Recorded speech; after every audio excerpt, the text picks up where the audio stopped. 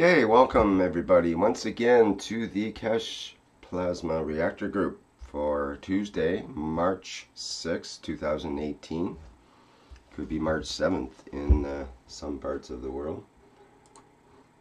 And once again, we're gathered here to discuss things of the Keshe nature primarily, but not always, and generally things that are to do with the mechanics of elevating our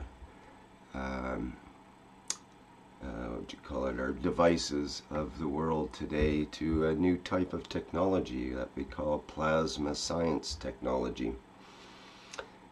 And it has to do with more than the plasma that the scientists normally talk about. They say that plasma is 99.98% of the universe or something like that, depending who you talk to. But they don't include the things like Earth as part of plasma. But we include Earth and the Earthlings as well as part of the plasma theory, the plasma science, and that all things have fields that create plasmas, and even an electron, even a proton, is essentially a plasma, a combination of fields and plasmatic, magnetic, gravitational entities that make it up. So everything is composed of fields. Everything is essentially little spinning magnetic fields. And everything we think we see, feel, touch, smell is actually in the illusion of these magnetic fields that get together in certain combinations and happen to have certain effects. But when you get right down past the cellular level into the atomic level and so on, it's mostly space. We are filled up with mostly space. If you took out all the space in Earth and in our bodies, it comes out to a little cube, I don't know, about a centimeter cube or something like that. It's all the actual protons and electrons. If you were to squeeze them all together and get rid of all the space in between them, you have very little left. It's kind of an interesting idea. The same as all of the electrons in the world that have powered all of the electronics and all of the computers and all of our machines for all of history. All of those electrons could fit into a thimble. Hard to believe, but it's one of those strange factoids that we live in our world and think that things are a certain way, but perhaps it's a matter of perspective. From the micro level, from the atomic level, it's a whole different story than from our physicality level that we normally see at. You don't normally see the levels above or below where we are. We're learning more and more through science and through the science of soul to learn more about these other levels. We're sensing that there's what we call higher levels, that one can elevate oneself to have a greater understanding. And there's lower levels that we can also examine for behaviors, such as when humans examine anthills, for example.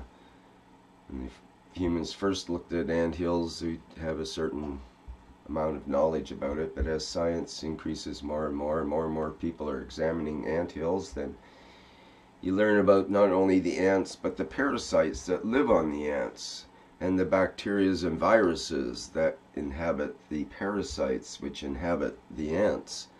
And then we look into the atomic level and quantum level of the beyond the viruses and parasites, and into the fields which affect the entire nest. And you could go into extreme detail on the micro side of nature or of the environment.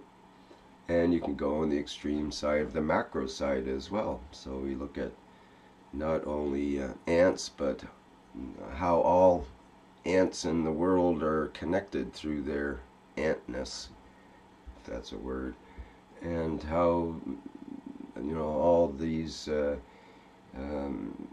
ant life forms connect with all the other life forms. They're food for some life forms, and they're enemies to other life forms, and they're friends to others, and so on and so forth. All the interconnections between the plant world and the animal world and the ant world are complex when you get into it more and more and look at it from all these different levels.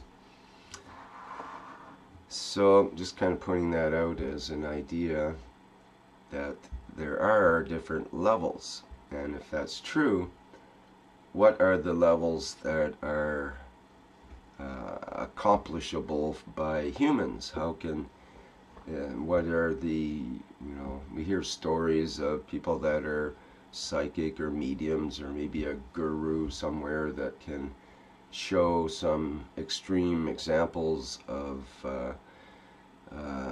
maybe instant communication or some sort of connection with other realms and dimensions that we normally can't.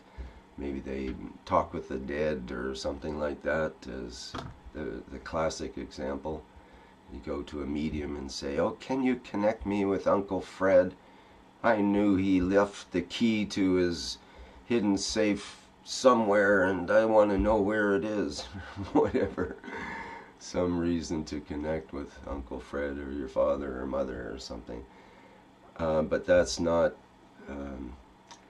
necessarily what we're interested in this line of work. What we are interested in, I'm not sure. That's a good question, perhaps. What are you interested in out there, people? And what have we got today to for show and tell? That is the important question. Never mind the philosophy, Rick. Let's get down to the nitty-gritty. Anything, I'll hit you up first, Lee Coates, because we like to, and because you often have something to show. Anything for this week? Oh, okay. Yeah, that's unfortunate that work does tend to get in the way of interesting projects. You do know that work is a 4-letter word, right? I'll have to keep that in mind. But then again, yes. Although play is also strangely a 4-letter word, so I'm not sure about that. Anyway, I'm sure you'll continue to come up with something as time allows. And hopefully things will start picking up here as far as at least starting to think about the manufacturing end of things in Canada and other countries. We're still waiting on Ghana. Ghana is sort of the stereotype of, or the cookie cutter of what these factories are going to look like and so on. But there'll be definitely call for individuals such as yourself that have the skills that can operate machinery and operate, you know, in a knowing the technology, and having the skills at the same time is pretty useful. Well, the idea is that would likely be 3 factories set up, one in Western Canada, one in Central, and one in Eastern Canada, generally speaking. I don't know if there's a particular person on the West Coast right now, other than, well, possibly out in this side, but I haven't really confirmed that. There's somebody that's interested in doing that, but you know, it's kind of hard to say exactly. I mean, Mr. Keshe said he will set up the factory, basically. It's 100% his interest in the factory and responsibility to set up and so on. But we still need to have a manager sort of person that would be the main go-to for the factory and all the other people that need to work, as well as managers, sub-managers, and whatever different areas that have to be taken care of. And I'm not clear on how that whole process goes. There's a management group now that takes care of managing the factories and getting them going and so on. And of course, their main focus is on Ghana and some other places that are more in the undeveloped world rather than developed world, but also in the U.S., because that's part of their manufacturing as well. And the way I understand it, the KF manufacturing will be a whole separate arm from the Keshe Foundation. Essentially, it would be separated and different under the KF Global, which is a different part of the Keshe Foundation that's being activated. So there's a lot of changes underway on that regard. Lee, you weren't interested in managing a factory as such, or opening a factory, were you? You wanted to work within the factory setting? Is that the idea?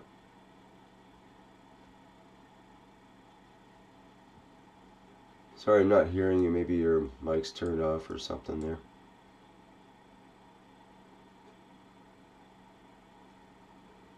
Hello? Cat got your tongue, Lee? As they say. I'm not hearing you, Lee. I'm not sure what's going on there.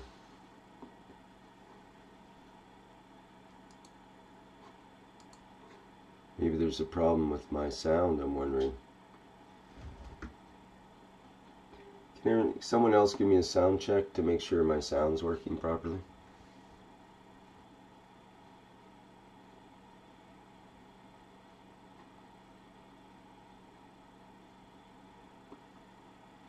I hear you, but you're really faint there, John. I think, oh yeah, now I hear you. Yeah. Okay, yeah, so, yeah, that's working, thank you. Yeah, now I got it right. I plugged in my earphone. Yeah, perfect, thank you. I guess Lee's just having trouble with his microphone right now. It's open here, Lee, you're not muted, so there must be some issue. You may have to restart your Zoom in order to have it rehook up or something. And speaking of Zoom, I noticed that Mr. Chin and SpaceStream both have your software, Zoom software needs to be updated. It comes through as pink on the list, and that means that your Zoom software needs to be updated. Usually you can go up to the... Oh, hello? I checked it. Yeah, I checked it before the meeting, and it was all, I'm up to date. Yeah. No, you are. You're okay, Lee. You're up to date. It's Mr. Chen and SpaceStream that don't have their updated Zoom software. Okay. Well, I've dropped out here about 4 times already in this Really? meeting. So, oh my God. Yeah. Are you on a Mac or PC? PC. I see. The strength bars on my internet connection, they're all up to the full strength. So, right. For some reason, it's dropping out. I don't know why. Do you have any application that tells you about your processor and internet and all the connections and stuff? You might want to monitor it and see what it says when that happens. So that doesn't seem right. No, I don't know anything about how to do that. Like on the Mac, there's a system monitor thing. I forget what it. There's something on the PC that monitors your the capacitor, the speed and number of hits on your CPU and that kind of thing. See if it's a problem with the CPU or is it a problem with the internet connection. On Windows, it is called Task Manager. You have to press Alt, Control, Delete, and then you can select Task Manager. Then you can see how much RAM and CPU and Ethernet traffic is used by which application. And that was, what was the key setting again on that? String, Alt, and Delete, all three at the same time. That does work only on Windows. He said he has a Windows machine, like I have. So string or Control and Alt and Delete at the same time, all three buttons. Control, Alt, Delete. Okay. No, but if you do that, you restart your PC. No, not here with Windows 10. There is a pop-up coming and ask you what you want to do, to shut down or to close your account or to start the task manager. And the task manager is that tool which Rick just mentioned, which shows you the CPU usage and Ethernet traffic and RAM usage and so on. Right. Okay, so you're both right. It's to shut it down or to restart or to start up the task manager, whatever choice you wish there. Yeah, that was an old, very old application. I've modified it then. Yeah, I remember the task manager. I think they had that back in Windows 3.1 or something, you know. Yeah, exactly. Yeah, it's they've always maintained that. But Yeah. I didn't know the new application where you could change your idea, that sort of thing. Yeah, it probably works equally well now as it did back in version 3.1. That was sarcastic. No, that might help you actually, Lee, so check that out. Let me see. Okay, so we don't have Lee. Anybody else have something they'd like to start with here? Mr. Chen, you got anything you'd like to present today, or anyone else with any? I already present. You already presented today. Yeah. So This morning I hear something, but I haven't prepared something for this morning. I shut down my mouth. Okay. When I want to speak, say something, I have to prepare. Okay. I don't want to have something wrong. Sure, great, thank you. Yeah, but next month, why this Monday, this Monday, the room, the Zoom doesn't open. This Monday morning. We didn't have a public teaching. There was a private teaching, I think, then. Okay. No, for the new science or something. The Exploring Plasma Science series, we didn't have that one on Monday. There was a scheduling issue, so we didn't have it. But it should be happening next Monday. Okay. Yeah, we'll continue with that series. This morning, because it doesn't open, I stay and I wait, and after I go sleep.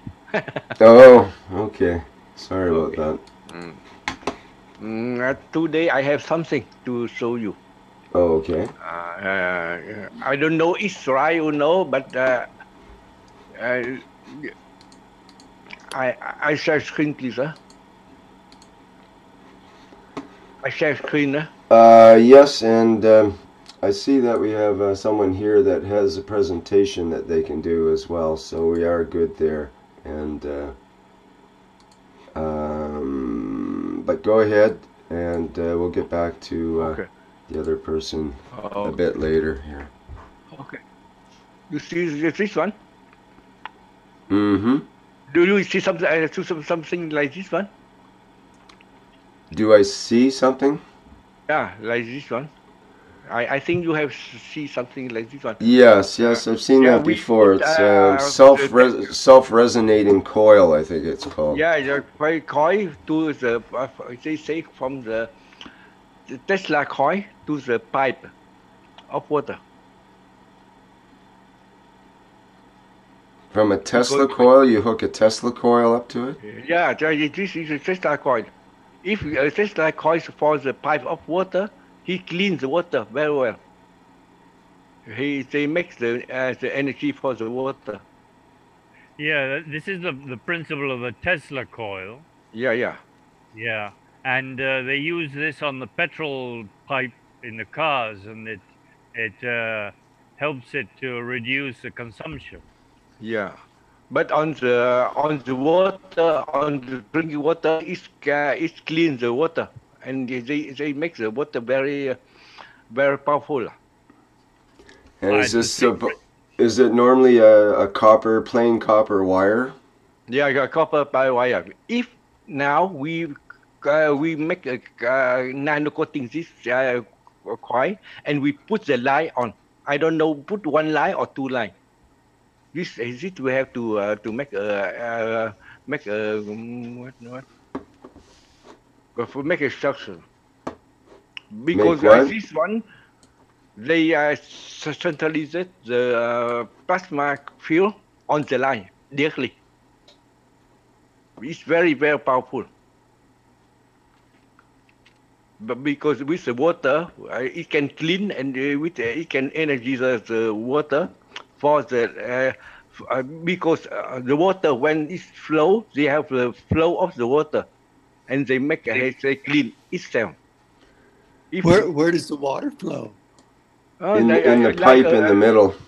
Yeah, on your house, on your house, you have a pipe of water in your house. You put this one on the pipe, it clean itself, the water. Yeah, I'd have to see some test results from that before I believe it, though. Yeah. Because it's very weak fields that would be generated, generally speaking, as far as electrical or electronics goes. I'm not sure how the plasmatic fields would go with this, but... No, because this, I was thinking, for the water, if the flow can make, they clean up itself, if on the electric, in the electric on our house, we put this one, they can nano-coat it itself. It looks like that that what you're doing is it looks beautiful. It absolutely looks like it would work, but it would seem that those would need to be tubes, and inside the tubes you would have Gans and Gans water. You'd have a different Gans in the blue and a different Gans in the red, and you may only need Gans. Yeah, but this is only ideas. Yeah, so that's what I'm saying. If you take this idea now and you make those the blue one and the red one, if you make those, let me finish. If you make those a tube, say a 1/2 inch, 3/8 inch diameter inside tubes, and inside the tubes you place two different Ganses, one for the red and one for the blue. So you have an interaction there, and you let the water flow through. You know, that's one idea. Then you wouldn't need the connection. But if you have then a connection that somehow you're able to put a wire inside the tubes, then you have the water and the Gans inside the tubes, and then you run it. What I've done is just simply done one tube with Gans in it and run the water through it. So it's not nearly as dynamic as what's shown here. What I want to do is like this one. Inside here, I put the line of electrical line inside. And because when they have electricity flow inside, there is this two core resonance itself to make something inside. I don't know. I think it have a very very strong field inside. They can make the inside field here inside line here become nano-coating itself. No, I see. We have to make experience, but I see for the water it can do, and for the why don't do it for the electricity line? I don't know. Put here one line or two line only. Well, they have a similar thing that they use called a choke on an electrical line. They'll put a coil around it, and it'll have a effect of smoothing out the electrical and choking it in certain ways, certain frequencies and so on.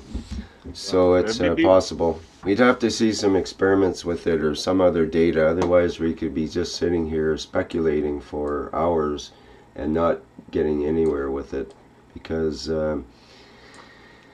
you have to see some data, you have to see something real, otherwise we're not going to, you know, it's an interesting thought exercise, but it's all speculation unless we have something to go off of. So all we have is it's more or less a bifilar coil, a double coil hooked onto itself. It's supposed to be self-resonating, but I don't know what it'll do in the physicality and the actuality, and what does it have to do with our plasma when it comes right down to it.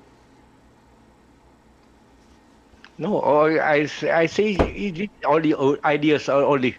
Mm-hmm. We have to do, and we have experience. Yeah, it would be a good experiment for somebody to try. Yeah, some of these experiment things. About this. I don't know to put one line inside or to put two lines inside only. Mm-hmm. If it's more practical and it's easier to do, you see. Mm-hmm. I don't know. But I'm thinking, you know, everything is come from the imagination, you see. But this is not the imagination, because it's real thing I see for the water. Mm-hmm.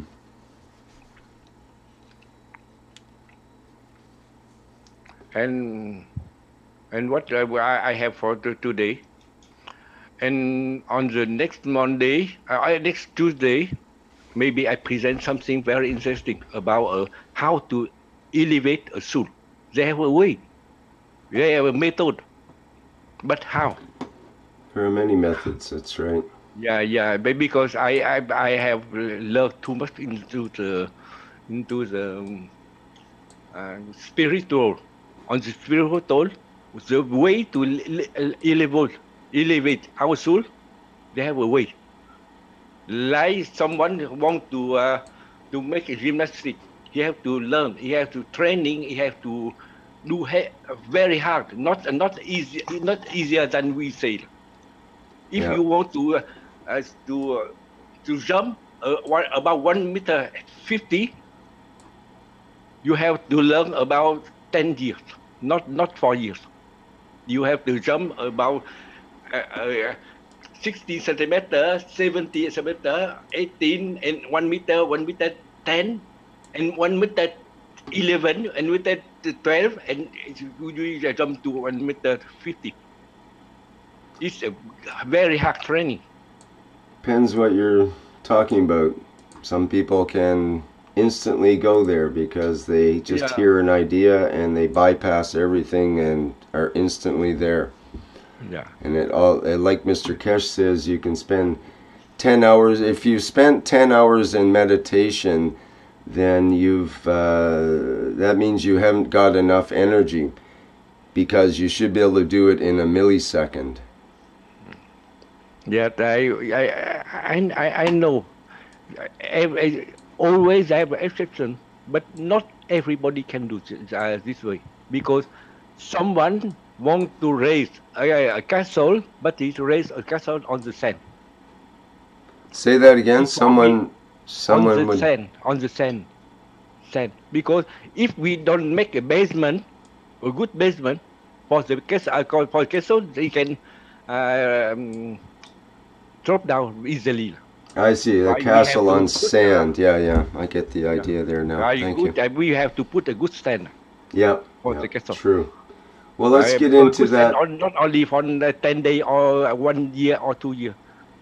Some people have for thousand of year, not of year, but Lifetimes. reincarnation Yeah. to this level. Not easy.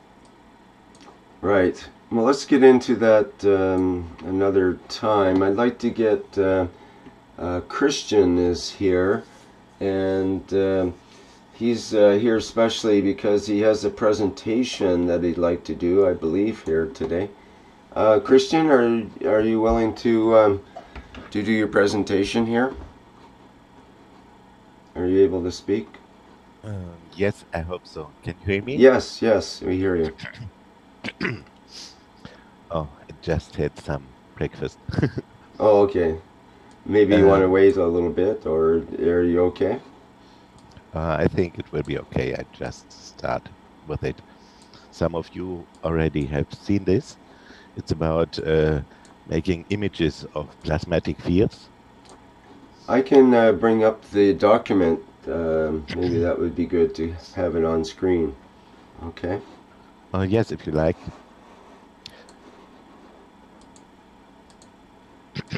And there we can use a method that is being known from quality control of food and things like this. And an old friend of mine that does not live anymore, he taught me a special method how to do this. And he changed the method a bit, so you could get much more exact images with much less disturbances.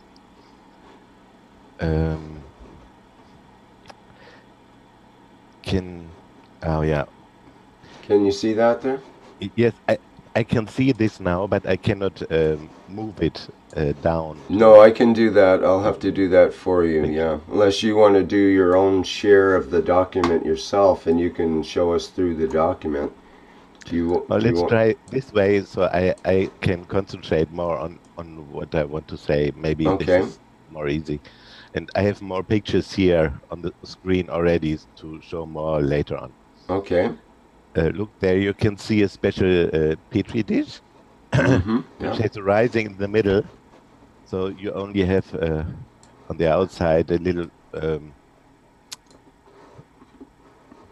how to say, I don't have the word right now. A ridge or a lip, perhaps? Yes, a ridge. This is the outer rim. I don't mean the outer rim. Inside there is a another rim. Where you can put some fluid in, and it only is in this circle. Right. Okay. And if you put a special paper into this, you have a capillary dynamic effect. So the water goes up into the paper. And if you don't use only water, but instead you use some kind of, let's say, Gans or any kind of fluid, or you can make a fluid out of even hard substances, then it will influence the way the water goes up into the paper. Okay, let's have a look at the picture of the paper so that people have a better idea what you're talking about there. This is the paper rolled up and put on top of that petri dish that you're talking about, correct? Yes. Okay, you can see how that works and how it could absorb the water from or liquid from the petri dish. And then the idea, just to give a rough overview here first, is you unroll the paper and then you can look at the paper and it produces a pattern on the paper according to the substance that's being absorbed into the paper. This is the idea. I remember there's more pictures that we can get into in a minute here, but you get the idea that you can, it's a absorption spectrum, I believe is the correct word for it, and it produces an image of the, I think it's the relative densities of materials, or is it the size of the particles that are trapped in the paper? Do you know about that?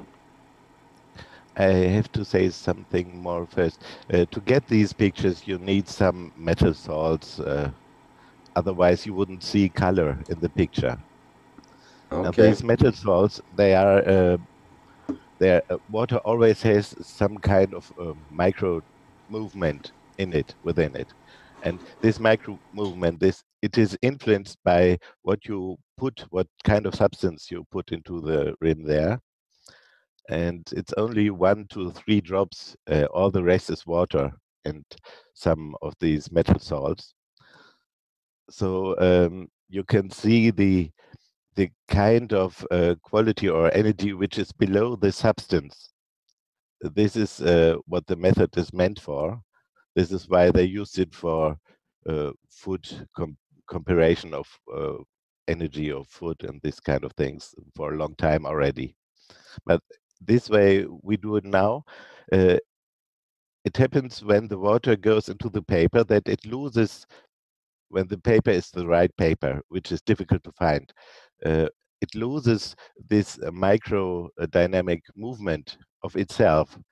And where it loses it, it releases the metal salts. So you get a color there where the water loses this quality, this movement. And this movement is influenced very strong by the substance you put into the rim.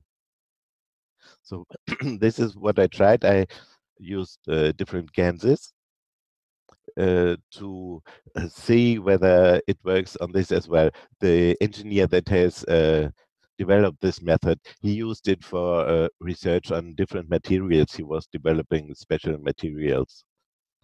And he wanted to see things he couldn't measure otherwise. So he developed it in a way that you could really measure and clearly see things instead of just guessing. And well, I thought it would be a good way to make visible different kinds of GANs. And yes, it turned out to me that there's very clear differentiation between different kinds of GANs, especially if you take a closer look at the pictures. They're very small. They are now on the screen. But if you think of CH3 to give energy and you look at the right picture, you can see it's higher than the others, although it's not clearly to be seen, but it really always is. And it shows a very different shape of these pyrets, of these little forms there. Will you? I can show the original of these pictures here from my computer, if you like. But oh yeah, there you can see it also a bit. There's very specific part of the. No, that's the wrong word. The pictures are very specific in the way the forms, the shapes show up. So if you give one of these papers to me, I can tell you, as long as it's one of those that I already tried, I can tell you, oh, it's this kind of Gans or that kind of Gans. And I would like to improve that and to make images of all Ganses I can get. So I can, when I get any fluid, I can always tell it's this kind of Gans. And also, you get a feeling when you see this of the kind of power which is within the Gans, which comes from the fields actually that the Gans represents. For example, just before you go on, when you talk about GANs, are you using the actual GANses? In other words, there'll be some GANs in the liquid, some actual colored particulate stuff, or will it be the plasma water or the Gans water? I tried both, and it turns out it's okay to take the plasma water only. But for example, if you take the plasma water a long distance away, like sending it with the post with a letter, I wouldn't recommend it because many other fields can influence it as well during this process. So I take fresh plasma water. Mm-hmm. Okay. I tried also to use Gans directly, but it doesn't change anything. It's the same image. Well, I guess the particles themselves won't get absorbed into the filter paper. They'd be too large, and they'd be filtered out basically before getting absorbed, I would think. It depends on the paper. The best paper would be to have 2 micrometer opening within. So do you think would the Gans wouldn't normally pass through that, would it? Yes. Well, it does a little bit. You can see a small brown rim, or if you take a brownish Gans at the lower end, so some gets into it. And if you do this method with fruits or something, you will have some color from the fruits in it, you know. But so if you used not for the picture.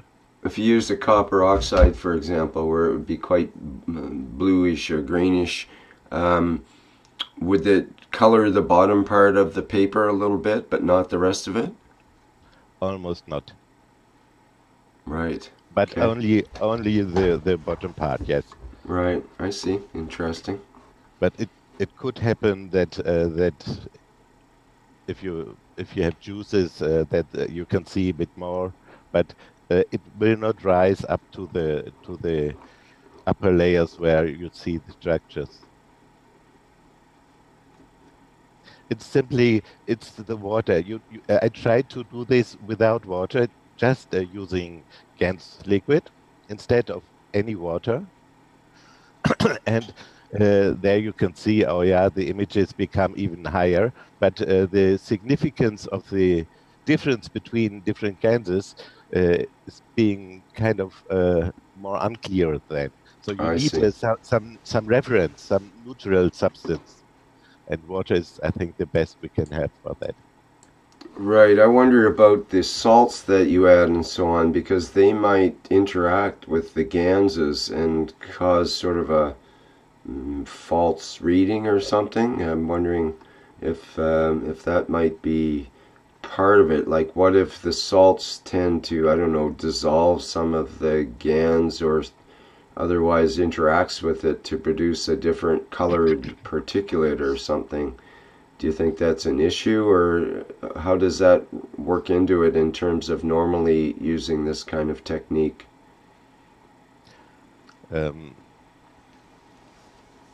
There has been tests with different salts in about 100 years ago. They started using this. Right. And they found out that this combination seems to be the best to make visible. But I cannot exclude it. I did not do enough tests for myself, and I didn't talk with Mr. Hachenay, who invented this method. I didn't talk with him about this, so I would have to find out for myself. But what I see, it seems that this is only a coloration, and not does not have. If you make picture with clean water, you will see all structures disappear. So there will not be strong influence of these salts.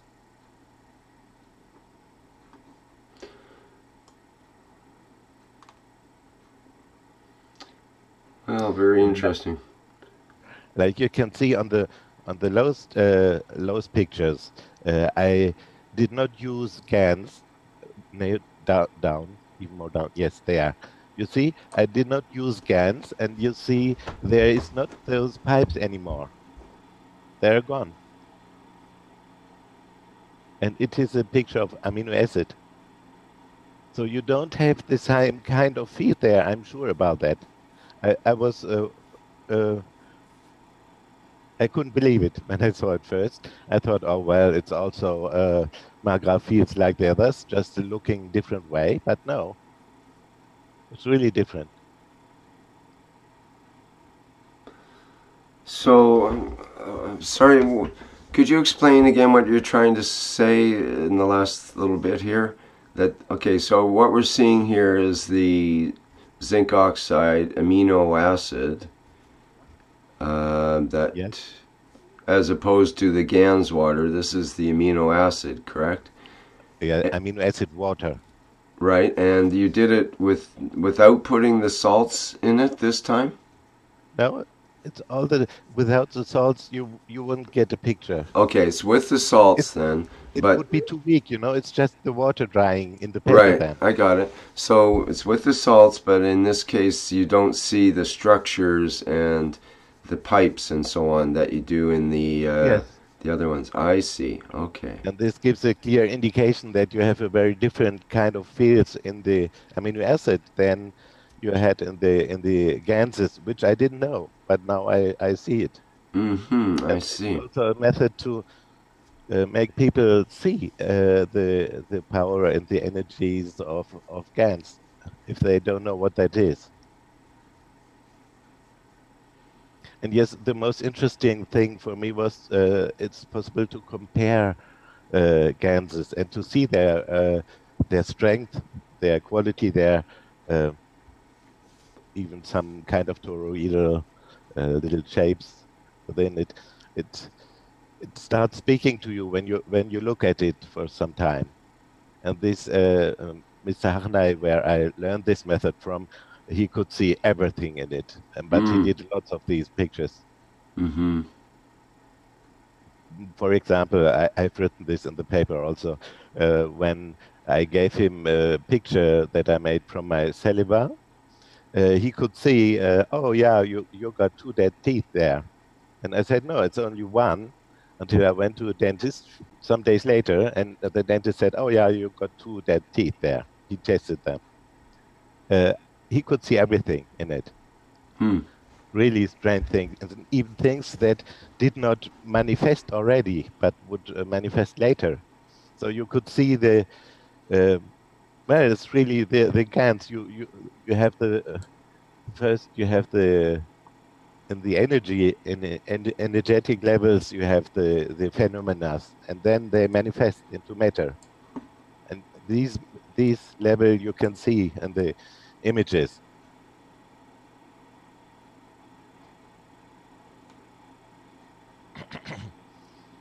Yeah, some of us, for example, Brett, when he saw this, he immediately contacted me and was, well, the way he always is, but very strong. So he couldn't believe it and told me, oh, you don't know what you've done there, and things like this. So he really liked it very much. And Nicholas also, I think, he's there, I see. So I would like to make a data bank with different kinds of Gans, and even more, I need to make much more pictures than I did. I did some series, but I don't have enough paper. This is my problem. Right. I'm working with a renowned producer of filter papers, but I still did not manage to get a paper that is suitable. Is it quite expensive for that filter paper? No, but probably the problem is I have to make a special paper for me. So there is, but the simple sheets of paper will not be very expensive. No, not at all. You have to have special paper, but hasn't this process been done for 100 years? Why would you need special paper? Don't they have it already, or is it they don't use this process anymore? Or you need? Why do you need special paper? I'm asking. In biodynamic people, for example, they use this almost this method, but they use simple autochromatic paper, and it's no problem to get autochromatic paper. But on autochromatic papers, you see beautiful pictures as well, but they are not exact. You cannot measure. You don't have exact results, and this is why Mr. Harnay invented changed the method, so it could give you exact results, but then you need a special paper for it. Oh, okay. And he doesn't do it anymore. His son is not interested in helping me yet. I always try, because he probably knows how the paper has to be done. and working with companies like I do now to try and check, and it does not give the results I need. So I still have some of those papers from Mr. Haranai, but they are almost gone because, yeah, I used them up. So this is my problem right at the moment. You need this, you know, when the water has a very fine surface, very big surface, like when we breathe, the water in our breath is very fine. It's those 2 micrometer structure or less. And then the water droplets, they become round, totally round. They do not have the form of drop anymore. So they do not, they are not subject to gravitation like we know anymore. They have the Gravitationsvektoren. I don't know the English word for it, but it's maybe too technical. It changes. And then the water is in a state that it can take up and give away everything without having its own character. This is why the water in the ionosphere just has this size also of water droplets. But this is some scientific something. I don't know whether it's important here. Well, it's interesting in the sense that Guy told me a story recently, my friend Guy, about when he visited this guru in India. And the guru would be famous for sort of giving people blessings that would transform them, and they would, you know, have miracle healings, and they might have some kind of physicality reaction. They could be, you know, going into some kind of a fit of some sort, or all these different reactions. And the people would line up for the guru to have their blessing from him. And Guy got in the lineup, and different people, the guru would do different moves with them, and each one, depending on, you know, what their affliction was and what their issues were and so on. And he was, you know, quickly moving through people. And he got to Guy, and Guy was kind of, he said he had sort of a cynical attitude, and he didn't think that this was really going to work, and this was, you know, not something he believed in, and so on. And so with Guy, instead of touching him or pushing him or manipulating in some way, which most of the people got, with Guy, all the guru did was breathe on him. And he just did a breath thing, and it just knocked Guy right over. He said it just, his whole, his thinking process, everything just kind of stopped, and it literally just knocked him over with just his breath. And I'm thinking, when you mentioned this about the particles attaining that spherical shape, these tiny wee particles of water from their breath and the vapor, and that because of that shape, they're able to take on whatever fields that are in the environment. So if this guru is able to impart his fields or some other effect into his breath, it would make sense that it could get transferred through these little spherical entities of the water. So interesting, anyways. Now that you mention this, Rick, I've got literally hundreds of bottles. I've got full bottles and empty bottles of Gans water, because I replenish about 80 liters a day. And when the people bring back the bottles to be filled up, and there's this sort of humidity inside the bottles, and I leave them near the other filled bottles, there's a condensation on the side nearer the fields with micro dots, micro droplets. I've always got this effect there. Yeah, I've seen similar things with other people as well. That's something that should really be investigated a little more. I mean, I've seen that in my own stuff as well, and I'm wondering if it might be just the effect of being close to another vessel that it alters the temperature on the inside of the bottle, which changes the humidity and so on, makes it tend to settle out. But it may be some entirely different effect having to do with the fields and so on. That's something that should be investigated more, actually. It's a very interesting effect. Yeah, the thing is, I've got to literally, about between 50 and 100 bottles all one side by side, and I've got always on the same side. And it's in the kitchen where I haven't got temperature differentials. The only thing I can think of is field differential. Where the field is strongest, that's where these droplets condense. Well, you could try something like trying to isolate the temperature with maybe a piece of paper in between or something like that to see if the fields are affecting, or is it the temperature, the air temperature, let's say, or something like that. Yeah, with some aluminium paper maybe, or turn the bottles around. Yeah, I'll have to experiment with that. Yeah, something like that, or put another bottle on the other side and see if it, put a bottle of plain water on one side and a bottle of Gans water on the other side, for example, and see if it changes where the particles form.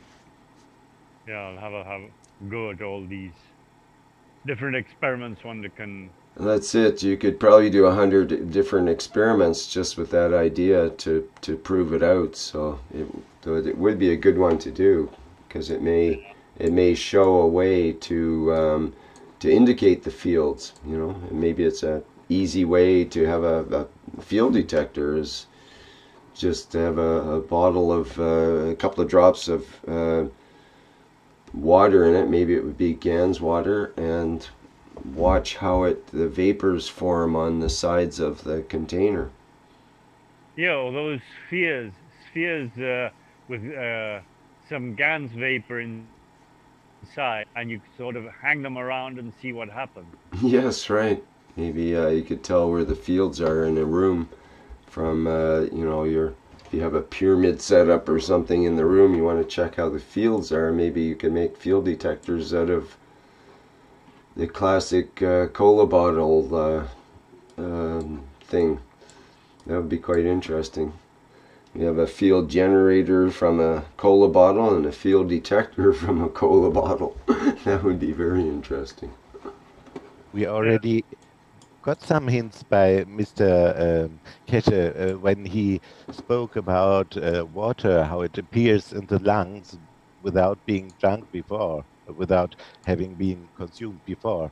So the way it appears is in these little balls, it's in this very fine big surface structure. Yeah, droplets. Droplets, they're called, yes. And you can find that all fluids within our body are like this in some more or less way. For example, lymph fluid is very strongly, has a huge surface, much more than blood or other waters. And the biggest surface, so much bigger surface that there is almost no substance that we have in our brain, the brain water. Wow. It actually, as long as it is intact, you cannot, there is no water. But as soon as you, let's say, make a hole into the brain or into the skull, or as soon as somebody dies or so, this will break together, and then you will have some water there in the brain. But before, and Mr. Harney did this kind of tests on what he was working for all his life on water. They did tests at universities and tried to always make the structure smaller, the droplets smaller, and then the water disappears. Then there's almost nothing left. If it's really extremely small, like in our brain. And this is part of the process of people, when they talk about structured water and so on, is the smaller clumps of water, so that there's less clumping and more individual particles of water, and that way it becomes what they call structured. No, usually they talk about structure in the sense of molecular structures, and more in the sense of even some are speaking of liquid crystals in the water. Yes, right. A bit different.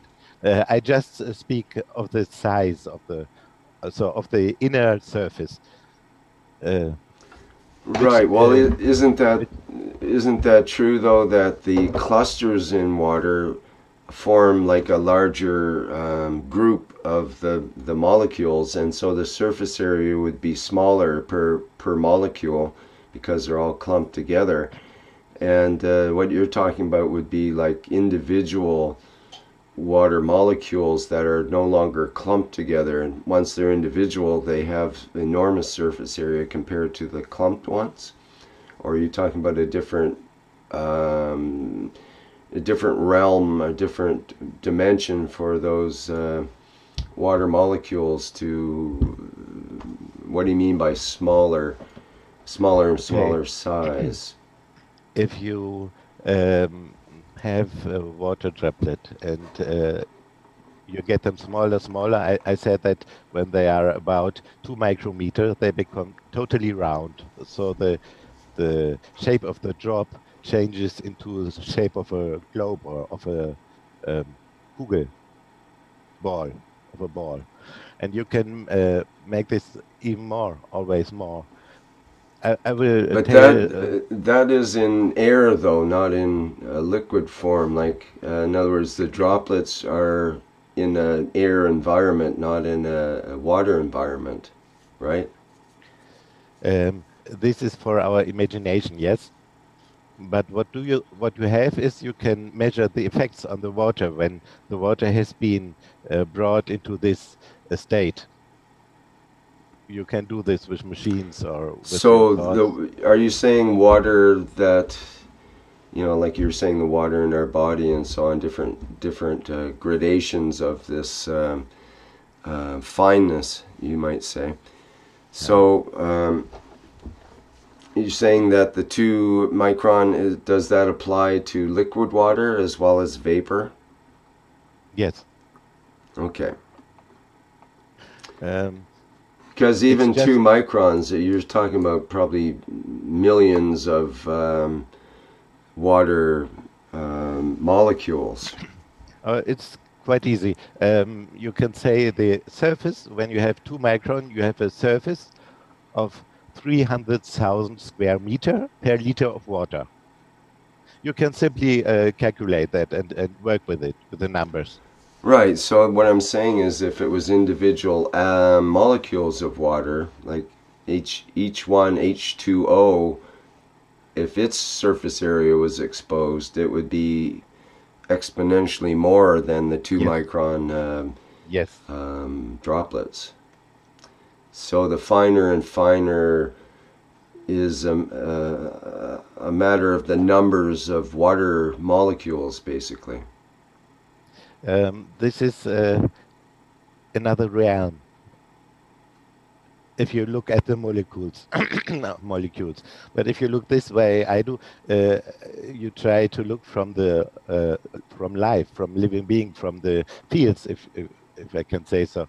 For example, you can measure in the heart. You have these points where the blood gets dissolved so much that you have almost nothing there as well. There's very specific points where this happens, and you can measure a temperature there, if you can measure, because it's very difficult to measure where there is nothing. You have more than 5,000 degrees within our heart. So if you start looking at this layer, at the human body or Leib, I would say. I don't know whether body is the suitable word for it. You find lots of very interesting things, and you find that there is much more strength within us than people can even imagine. So Mr. Harnay always said, if the people would know what they really are, they would, I don't know how to say in English, they would fall down. They would freak out is one word we use. Yeah. Yeah, interesting. You change the environment, the environmental conditions. You change the temperature, you change the pressure. You see, water behaves differently at the sea level, where it boils at normal atmospheric pressure at 100 centigrades, but up in the high mountains, in Alps, it boils at 80 centigrades. Yes, that's why the pressure pot was invented, for making possible for the Austrian soldiers to boil their food, their beans. Oh, okay. Good point. Interesting. I think there's more than 70 or 80 things they found that water does but shouldn't do according to the normal laws of nature. Right. There's lots of this kind of things. And for example, in Germany, let me just give a funny example. We have a lot of homeopathy here. Is the right pronunciation? Yeah. I don't know. Okay, and when they do their products, they have to put them through filters. If it is water-based, they have to put it through filters. It is called Mikrobensperre, so microbes cannot pass through it. And when this filter paper has an opening of 2 micrometers, which means the water, the substance, the homeopathic water solution, dilution, goes through the paper, and there it gives away the energies, the powers that it has. So afterwards, it's water. So it doesn't work anymore. If you really need good homeopathic medicine, you need to do it on the base of alcohol, because they don't need to go through this microfilter. This is just something I remember now. Have you listened to Mr. Keshe's teachings about how filtering the water through plasma works? No. So that would be very useful. So when you make Gans water, you shake the water into a bottle where you have Gans particles. And each Gans kind of Gans has a different field strength. Yes. And there is a different distance in between two Gans particles, and the water is forced to go through the Gans particles. So when you have an initial water, which has its molecules of different sizes, different energies, when it is filtered by Gans, it got a uniform size, because some of the water molecules are giving off the energy, some are gaining energy, so we get uniform. And also, Mr. Keshe has a paper about the homeopathy. Do you it's know not bad to read that. It's all about the magnetical forces, how we transfer that. Do you know where I can find it? It would be really helpful for me, yes? So the homeopathy paper, you can find it in the web shop. And about that video, that was somewhere last year, and now I'm on a mobile phone, I cannot browse while talking. But maybe after 1 hour, I will move to the other place, so I will be able to browse it on computer.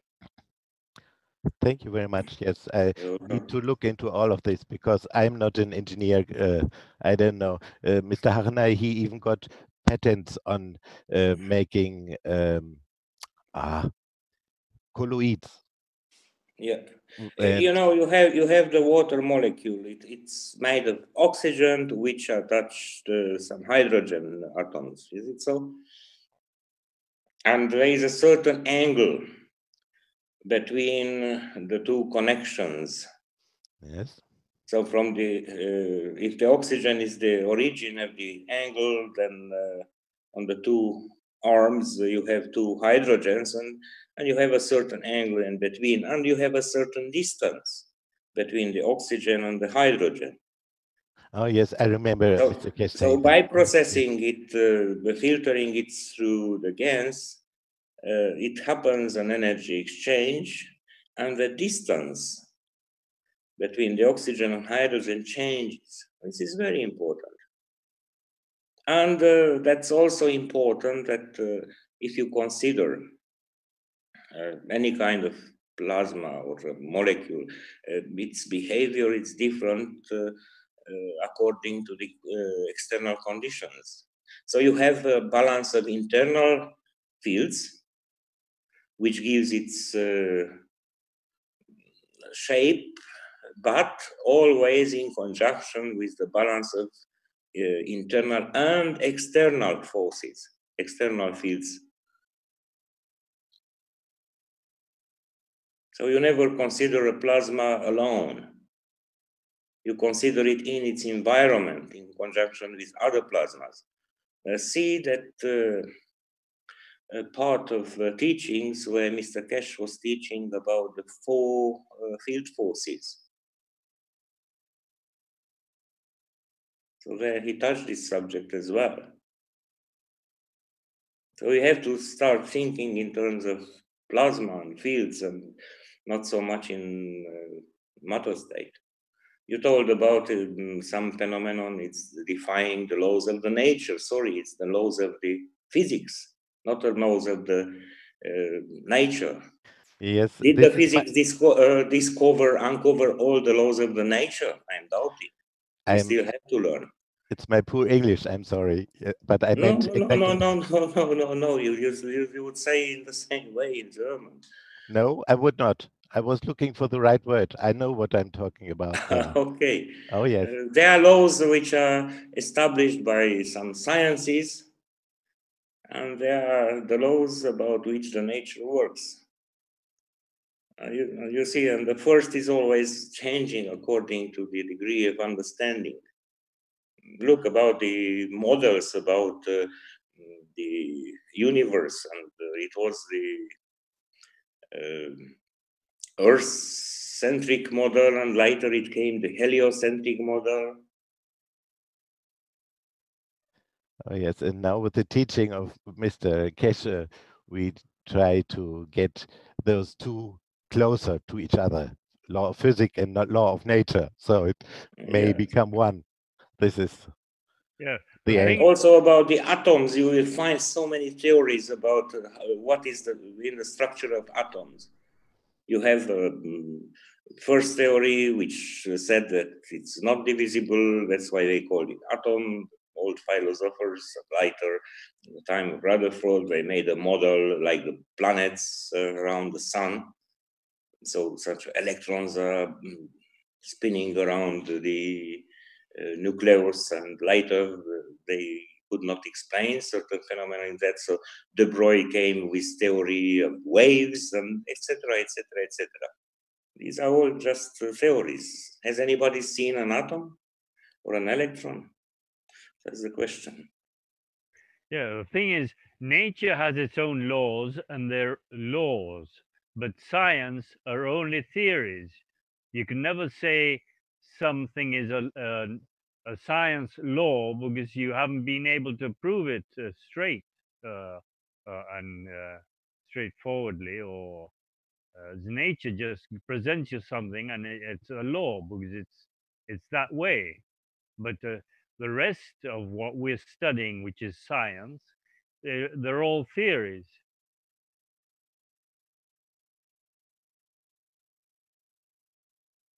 Many of the theories get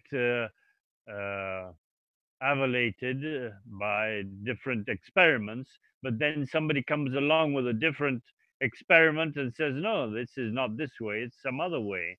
So that theory is not evaluated. Yeah, so science should always consider the need to research to understand how and why. Otherwise, it can become a doctrine, an ideology and a doctrine. And when somebody gets the doctrine, gets the degree of a doctor.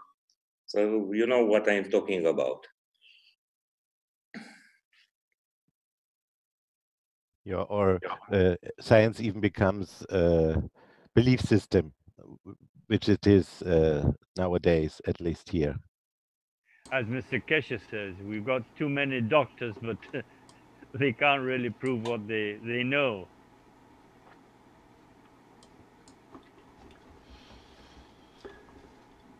Yes, and the whole basis of the scientific experimental method,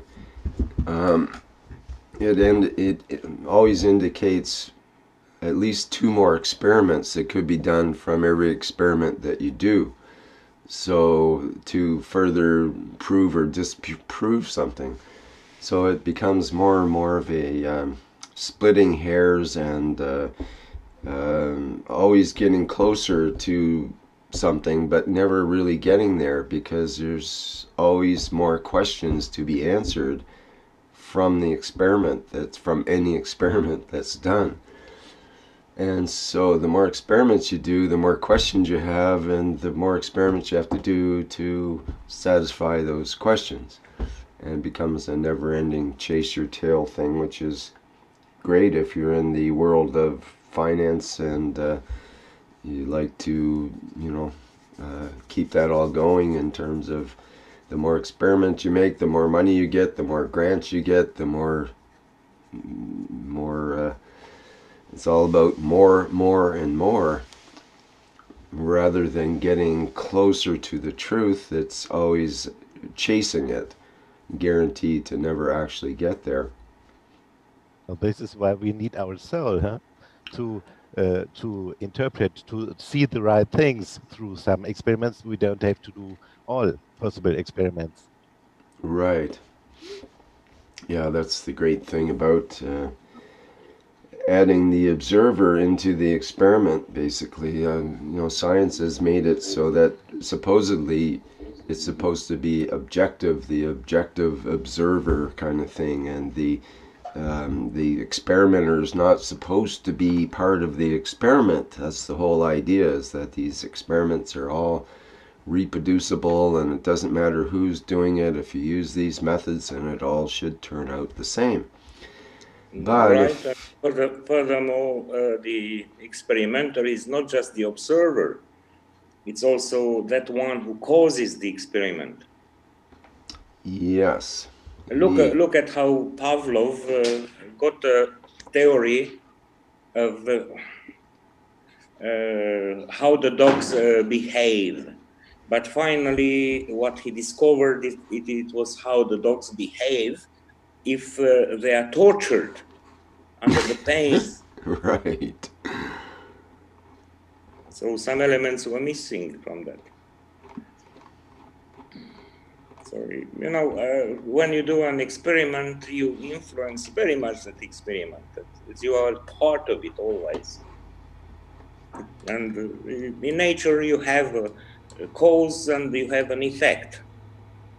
And often, many scientists observe only the effect and they miss the cause. Well, Masaru Emoto has proven to us through those pictures he's done with the experiments on water how we influence the state of the water just by thinking of it or being near it or whatever. The water reacts in a different way. Mm-hmm. I have no. Has the truth time into it? Has the truth persistence? when we have something altered, an altered truth, let's say a lie, that has a persistence and that has a time. Actually, all time is a lie. And all the lies are built upon some truth. And in order to make a lie to disappear, you just have to uncover the truth which is behind it.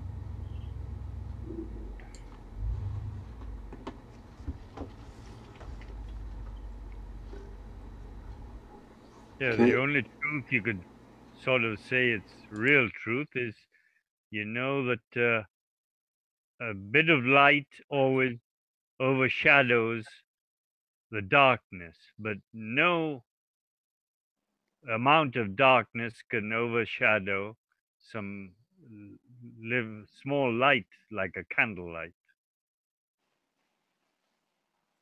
No light or darkness or something or nothing. These are just parts of the appearance. Mental exercises. Are you the creator of your own reality? Are you influencing the truth by your considerations?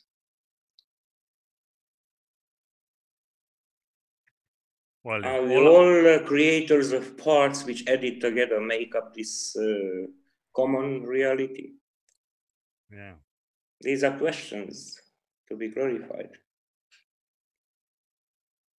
What gives the power to the Matrix? Matrix was a very good movie with a very depth philosophy in it, just put into a story with elements which materialistic people could agree with. But there is a lot of truth hidden and encoded there.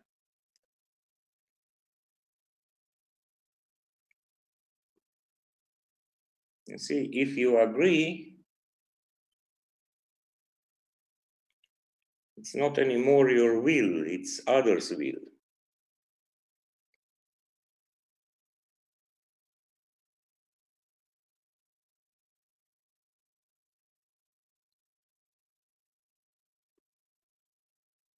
Find out how you create and find out which is your contribution to the shared reality.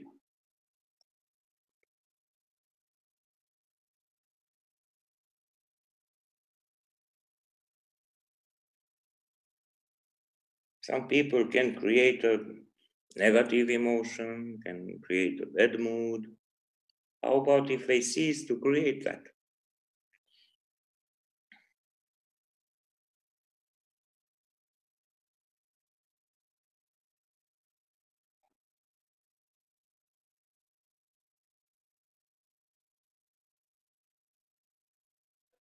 You see, sometimes people are not aware of their ability to create their own reality.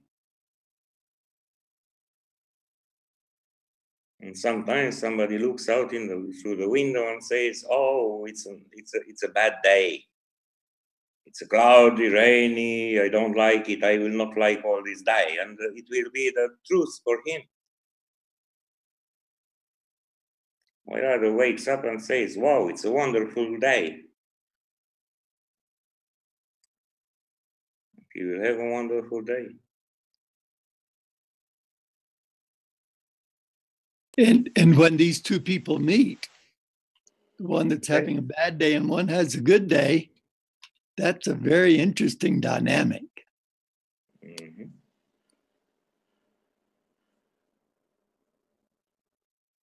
Somebody wakes up and says, "Wow, it's a painful day. I'm suffering. I have pain here and there."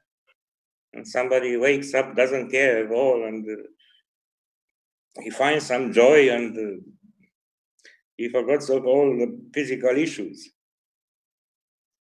Not that he has a different kind of body. Look at the soccer player or the football player. He got injured during the match.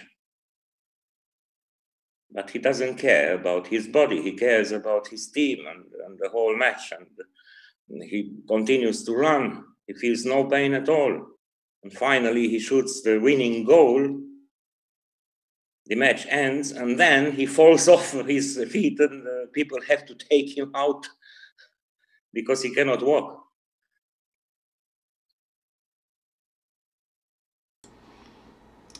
Yeah, that's a great example, actually. And so there's, and so is the one even of when you wake up in the morning, for example, and you know, you could have two people, one person or both people could be full of aches and pains, let's say, when they wake up in the morning, and one might focus on their aches and pains and just go, oh, I'm always having aches and pains, I'm just feeling terrible, it's going to be an awful day, and I know I'm going to be in pain and suffering all day, and I'm bummed out again, and so on. The other person might have exactly the same pains, but could have different responses. They might, for example, use that pain to elevate themselves, to bring their presence, their actual presence of their essence into the moment, to be totally present for the pain and to tolerate it, but to use that pain as a means of a reminder to pay attention in every moment, because every moment is precious. What's interesting about the pain always pertains to past. To the past. Yes. Right. So that's exactly right. To a loss, which implies past. Well, yes, and even if it's, you know, you stub your toe and you feel the pain in that moment, it's still once removed. It goes through our whole nervous system to get there, and the essence is not once removed. The essence is in the moment. So if we can move into our essence mode, then the pain becomes, it may not, you know, completely go away, but we observe the pain rather than being the experiencer of the pain. So that's... I tell you something else. If somebody has a shocking experience, like taking a shocking cold shower, suddenly he forgets about all pain. It works. Exactly. So what is that mechanism? Continue. Think about how our attention works. What you put your attention on it, that is what you had. Yes. And attention is never just focused on one thing. Always it sweeps here and there. If nothing changes, just you fall asleep. Yes. Or you go unconscious. You need some alternations. But how this attention works, you put your attention onto the space of your body only, and there you have a pain. So actually you will feel that pain. Let's say you have a toothache. Your attention center, it's in the middle of your brain, is it so? Your control center. And the pain is just 10 centimeters from there. If you put your attention, you expand your attention only 10 centimeters, you will feel 100% pain.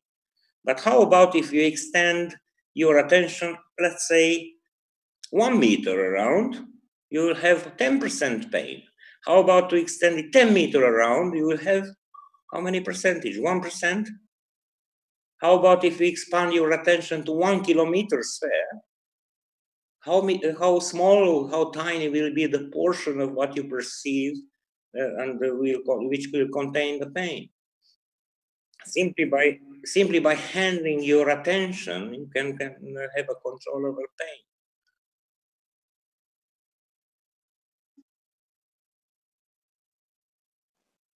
Live stream was not. That's a great example. I could visualize the spheres of influence of our attention, the sphere of not influence, the sphere of connection of all the items within a certain radius, let's say, all the stuff, all of our attention on that size of space that changes the amount of pain relative to, you're diluting the pain in essence, which is a great example, because if you focus on the pain, the more you focus on it, the more pain you feel, essentially. But what I've noticed, another technique similar to what Chandra mentioned, but in another way, is, for example, I had a toothache last year, and I did an experiment. I was having extreme pain in one particular tooth on the right-hand side. So what I did was I visualized, or I sort of put my attention inside my body, first on that tooth, and I felt that pain from that tooth.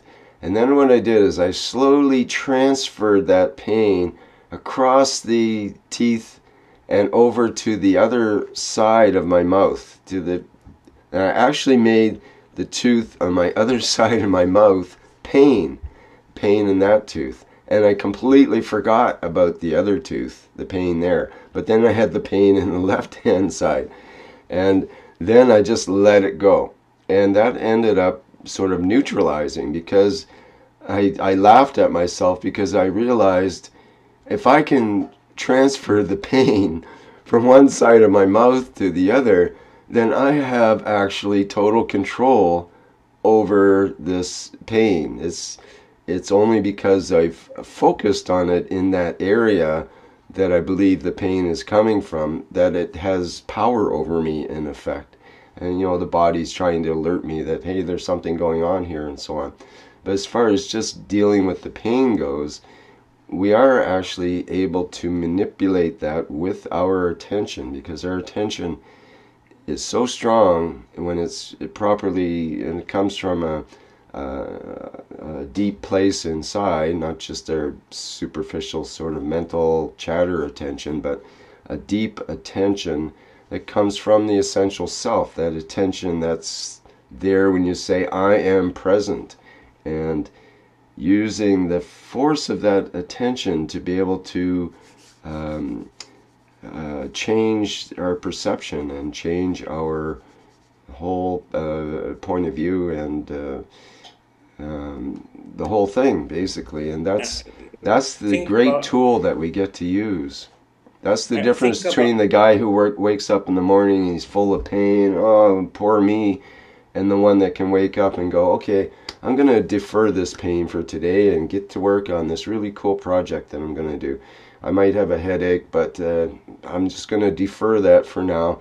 Let it go, put it in a box, put it away, and let's focus on whatever, something else. And usually that something else is enough to take away your attention from it. Right, Rick. You see, by controlling the quality or the quantity or the position of the pain, you become not the effect of the pain, but you become the commander over the pain. You become that one who controls it. You become the cause, and you will not be so much the effect. And you can actually give gratitude for the pain. You can do all that by just attention, by handling the attention. Think about why there are so many forces around in this modern world to capture attention. And not just in the modern world. Look at the nature. Look at the colors of the flowers or the colors of the feathers of certain birds. That's exactly right. They do just to get attention. That's a big factor. Big factor. Let's talk about that a bit more. And like you just brought up, let's say a beautiful bird is a great example. Say this parrot or a peacock. A peacock has all these beautiful feathers and its plume, and everybody can relate to that as a beautiful bird. When you see one, you would be fixated on its beauty, let's say. Go to Vegas once and see how many efforts and energies are there just to capture your attention. Come here, no, come there.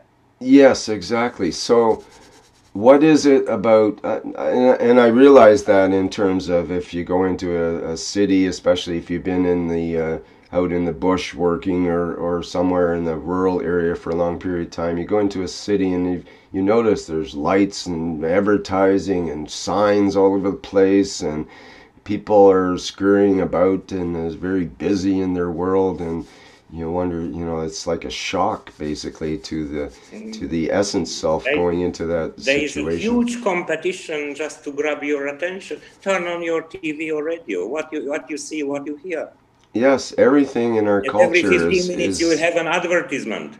Everything is dedicated to try to get our attention in some way or another, either deliberately through advertising and other methods, like you say, TV, radio, and what all you get that. in the news. Or what about, let's look at just, like, all of that is easy to relate to. People can see, oh yes, they're trying to get my attention with these news items and all that kind of thing. But what about what we call the beauty of nature? I want to, you know, when we talk about, when we look at that peacock and we see all these beautiful feathers and this beautiful shape or whatever it is, or it could be, you know, anything from a beautiful person to a beautiful mountain, a beautiful, you know, stream or whatever. We see beauty as humans in nature. We tend to go to nature to meditate and so on, or we might, you know, we just see the beauty. And I've got a hummingbird feeder in front of me, and these hummingbirds come around and they're just so beautiful. Okay, so what is the mechanism there in terms of our attention and in terms of our essence or soul or you know, or in terms of the fields and so on? Let's sort of look at that briefly here or in just a little more add depth. together the points which I touched in the past minutes. So once you are the creator of your own reality, next you have what you have attention on it. And the next, there is a fight to get, or there is a competition to get your attention. Just a couple of weeks ago, Mr. Keshe had a few minutes talk about the attention seekers, if you remember that. See how there are some people who use a suffering or a pain just to grab attention, and that suffering will become valuable for them because they can use it to get attention from others. I think he said lupus, didn't he, Sandor? Lupus is a psychological problem. Yeah, it's one of the many. Yeah, it's one of the many. It's a typical case. But it's one that you can't fix, he said, because they're just so determined to change whatever the problem into another problem to keep the problem going. Yeah, so things are very complex. And look at our reality, to our world.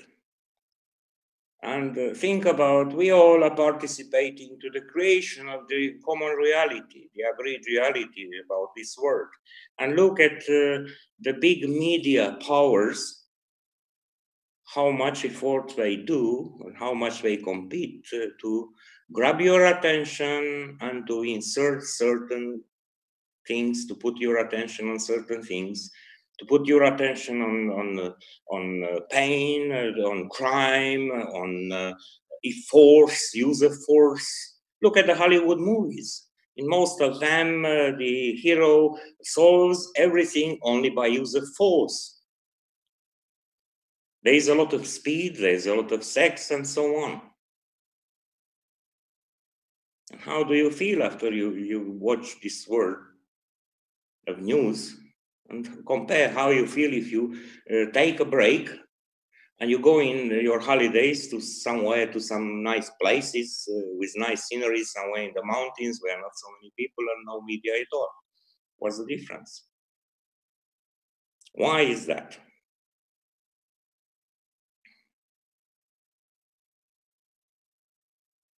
Okay, but I would propose the question, what is the difference between our attention being distracted by, say, a news item or some other, you know, trauma out in the world that's being presented to us to get our attention, basically, and essentially loosen some purse strings somewhere so we can pay someone. Oh, you may have eventually some plans of your own, but instead of following your own plans, you are following the plans of those who make those beautiful advertisements and editing the news and everything. Right. Well, let's say it's just some visual image that someone's presented to us that's got our attention.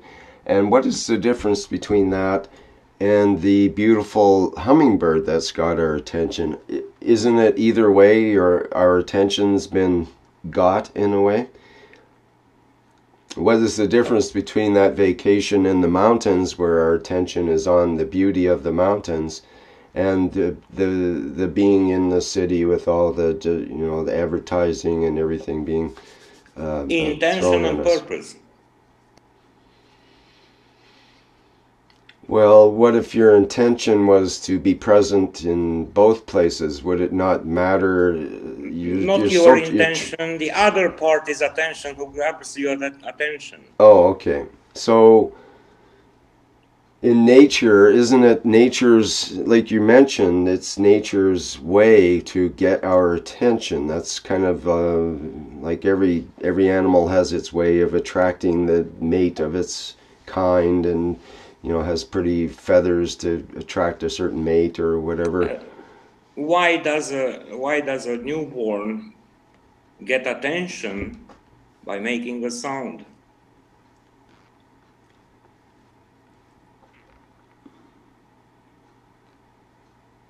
To get what it's needed for its survival. Is it so? Mm-hmm. If a kid is hungry, a toddler is hungry, he will cry. So mother comes and seeks, what's the reason? Is it something uncomfortable for him?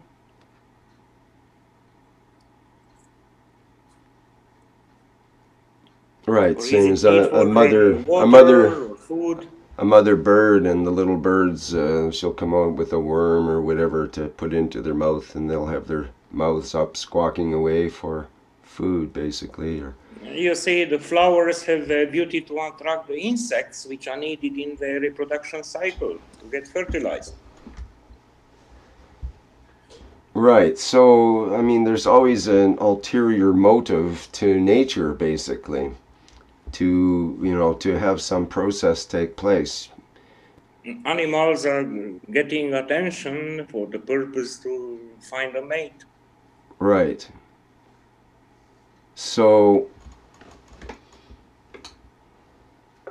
what I'm saying is, are we getting lost in nature even? If we're looking at the beauty of nature, what is that? What does that mean? What are we seeing, and who is seeing it, in effect? And is our attention being, can our attention be distracted by the beauty of nature, when perhaps our attention should be on the relationship between our soul or essential self and our physicality world? In other words, instead of our attention going out into the physicality world, onto that hummingbird or that beautiful mountain or whatever it is that we're seeing through our visual apparatus, perhaps we should be looking inward and making the inward connections, rather than our attention just flowing outward, automatically fixating on these things that we believe are beautiful because they somehow get our attention. Inward, outward, what do you mean? My own world, which I'm creating for myself with my own thoughts, with my own plans and dreams, or the common shared world with others, which is not inward, it's outward. And just about, I gave examples about some animals or some plants who are grabbing attention. Meanwhile, there are others who try to not get attention. Think of chameleon. Think of the pattern on the back of certain snakes, just to be hidden in the environment, to be not caught by predators. Yes, I think what I'm saying is, say we're looking at looking at that snake you just mentioned. It could have beautiful colors on it and so on. So, but to me, sometimes the colors are always as the pattern of the environment, just to stay hidden, to be able to catch a mouse, or a frog, or a bird, or to be able to not be caught by a bigger predator, by a coyote or a wolf or whatever. Yes, but that's my point is that, okay, so we're looking at this snake, let's say, or hummingbird, whatever, some sort of animal. I'm looking at this snake, and what I'm saying is I could see the beauty in the snake. There could be, you know, beautiful colors and whatnot, or you know, I might appreciate it in terms of its place in nature, and you know, all kinds of amazing things about it, and so on. Or I might place my attention inward toward what is it that I'm feeling at this moment toward this snake thing in front of me. What is it? From the moment you said toward, it's outward, it's not inward. Say that again. From the moment. When you said attention toward something which is outside, it means attention outside. Well, that's exactly right. That's my point. That is to substitute your perception instead of the visual or auditive perception, to use another kind of perception. Well, that's right. That's my point, is that if we always allow our attention to be caught by the things of our external world, then we don't have the attention to be focused on that essence connection, which is on a different level than the physicality things that we're seeing. In other words, something I'm trying to get to here is that we can, there's an inward going attention. How about if you have a neighbor or somebody near you who is always reminding of your faults, or always reminds of your pains? Mm-hmm. So controlling somebody's attention, it's a way to control the person. Is it so?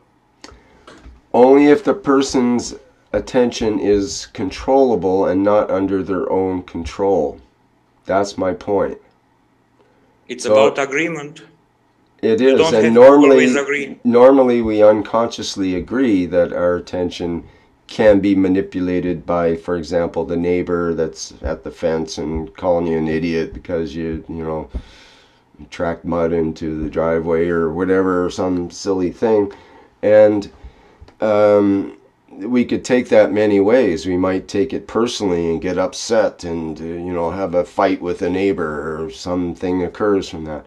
Or we might take it humorously and just go, well, you know, tough luck, and I'm going off I go. Or we might take it like on some sort of really deeper level with, you know, that trying to look at some sort of introspectively into our soul to see what sort of connection was made to end up in this situation. There's different perspectives is what I'm saying, and sometimes if our neighbor is directing us to certain things, flaws or different problems and issues and so on, then we don't necessarily have to be drawn into that drama. We can withdraw our attention from being drawn into that if we catch it before it gets drawn into the drama of it all. And if we can impartially and objectively observe the situation rather than being the person that gets caught up in it, then we can still participate in the drama somewhat, but if we're observing it, that gives us a foothold to be more conscious of our actions in the situation. So we might tend to not mouth off to the neighbor if we were in control of our emotions at that time, if we could see what was coming up. So don't just listen to the words, but listen to who is speaking. So consider also that soul which causes this or that physicality which causes this or that. Okay, well, what are the motives? What are the motives of somebody to point always on the dangers which are around us? Open a newspaper, on the first page, how many crimes and catastrophes there are. Why do they do that? Why do they show how dangerous this world is? If you would read the main newspapers about a beautiful city, you would never go there because you would consider it's a dangerous place, so you better stay home. But it's the same about sometimes your own home if you read some other newspapers. What's the reason to point out how dangerous is the environment? And also you have people who are coming with bad news, bad news, bad news. Why do they do that? Because they will be the only ones who will be the safe point for you. It's a way to grab more attention and to get you under their control. Look around, it's everything dangerous, and look at me, I'm safe. So if somebody is becomes aware of themselves, then they get a handle on that because they know that in their essence and in their soul they are safe, and they don't have a problem with that. They set up a protective shield around themselves, and we have our Ganses, we have our different ways of being protected, and sort of you can be approach it on a conscious observer level rather than being involved with the emotion of it, all the drama of it again. That's what I'm proposing. Think about why there are so many wars. You see, we have an old saying in Romanian language which says, if two are quarreling, it's the third who wins. It's the law of the third party in a very old ancient saying. So when a quarrel lasts a long duration between two parties, be them two persons, two family members, or two neighbors, or two groups, or two teams, or two countries, or two nations, always there is a third party who is inciting them, and that third party and its activity of inciting is usually unknown. If you see a long duration quarrel or conflict, always seek for an unknown third party in the formula. That's an interesting point, yes.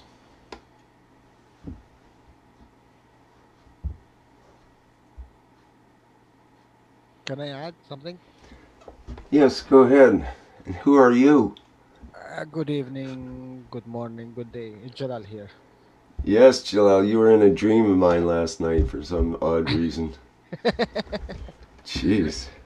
Imagine. Yesterday. I don't even have dreams normally. Like, I have about 2 dreams a year, it seems, and somehow you were in my dream last night. I don't know how you got there, but here you go. But maybe I am more connected to you now. I definitely think so, Jalal. It was a strong connection, I remember, so there you go. Anyway, what do you want to say there? Okay. The beautiful thing that I was thinking about what you are guys saying, and for this about 2-3 weeks I'm thinking about that in interaction better to be as observer. The best thing that you observe, to be an observer, not in connection, not in interaction with everything, because you are in the situation, or you see the situation, or you hear the situation. But the best thing to change this situation, that when you are alone with yourself, what you observed, you try to change it between you and yourself, not in the place, because you will there's so much interaction of fields, so you cannot be, and you don't have the power, and they don't allow you, because everyone from his perspective, he's the right. So the best thing that you observe everything, and I think this is your job, that to observe, to have experience from everything happen, and between you and yourself you try to change it, to the better what you know. And it's bring me joy when you said to be as you observe everything, because this is the same thing what I was thinking all these 2-3 weeks, how to be in this situation, how nothing can reflect to you or nothing can be affect you. And this is also what Shandor is trying to say. So in a way it's all related. Thank you. Yes, very much so. Thank you, Jalal. That objective observer, perhaps that is our true identity. That's what I'm putting forward. And that is the way, like you mentioned, a way to be in a situation. It's a different way of being. We're talking about just not just a different perspective on it, or a different one of a series of different attitudes to take or something. This is a change of being, a change of beingness from the vision of our physicality, basically, to the vision of the essential self, which is impartial and objective, rather than subjective and identified with the life of the physicality. So this is it's a pretty big idea, and taking it to its ultimate is really big, and ends up that we can, we ultimately look at the world in front of us as a type of illusion, and that the real world is somehow behind that, but not necessarily what we see. So it's gets to be a bit of a delicate situation there between what is this objective observer, and how can we become closer to that perspective, so that essentially the act of observation becomes all that you need to do in these situations, because that the observer is the presence of the soul, of the essential self, the objective observer. So if the soul or the essential self is present, that's enough to be a sphere of influence. The fields are enough to change things. You don't have to take action, physical action in that case, because you've already sent out the fields. The fields are present. You are present in your full presence of your, full attention of the essential self. And so in that case, those around, whether it's a bully or whether it's a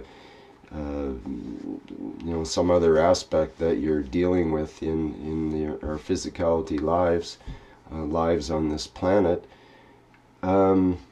we can deal with it in a way that's gives us, it puts the tools at your fingertips when you're the objective observer. You can see yourself, and you can see the others, you see the whole picture, the totality, and there that gives you, like Shandor mentions, you can then expand out your attention to kilometers if you wish, and that pain in your toe that you had earlier was totally forgotten about during that time period, because it's so irrelevant to the scale of things that you're able to see and feel at that time. One of the ways is measure your room. If it's not enough, measure your street. Measure your to room. Take away the pain from your toothache to a bigger distance. To put right. away the attention from the ache. Yes, you can actually, think about it, all the words we have for attention and the different types of attention.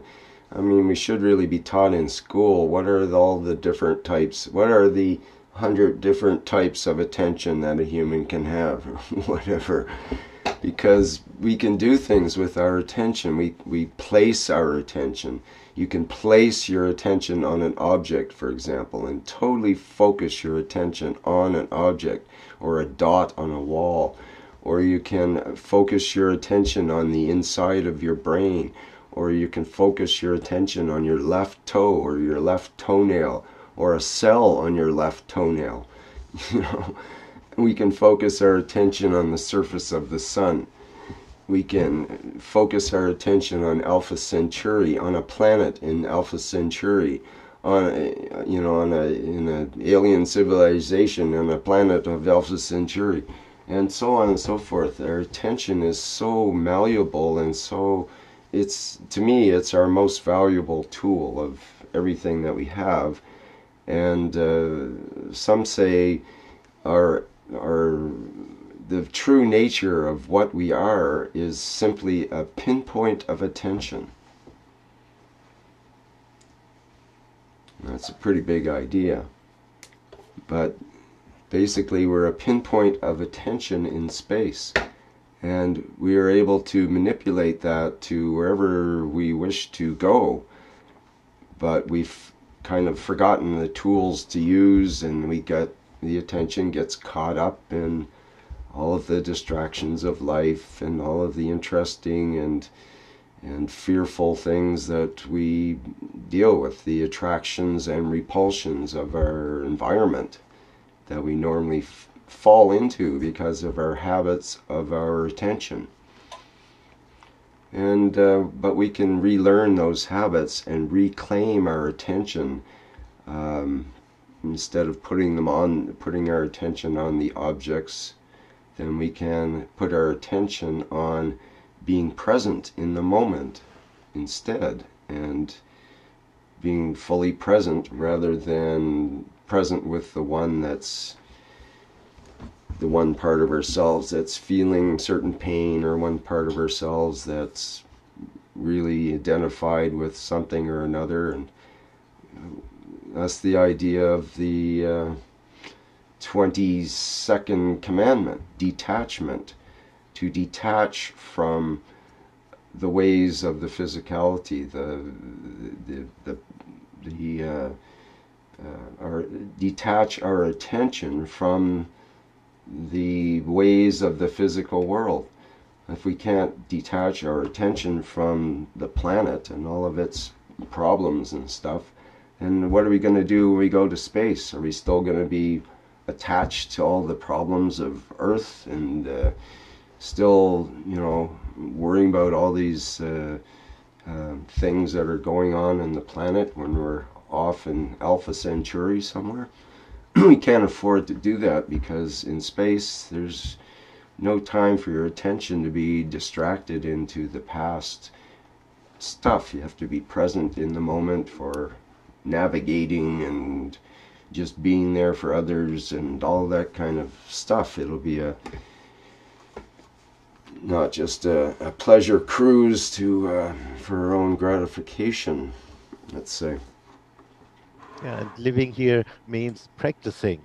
I always use the image of having colored glasses. If you see everything green because this is your character, your intention, then you cannot see red in the world. There is no red. So you have to first see, oh, yes, everybody has got his own colored glasses. You can see it. Right. Other people, there you can see it very easy, but at yourself, it's much more difficult to see. Yes, indeed. We all have it. It's helpful to try to look through other people's glasses in a way, and that's a lot of what we do with our interactions in the Keshe Foundation, if you think about it, because it brings in people from all walks of life, all ages, all all groups basically, in all languages and all places of the world. So it brings people together in a special way that we get to work with each other and try to understand where the other person's coming from, and often there's even a language difficulty to understand as well, and try to find that common place where we resonate with our highest self and so on.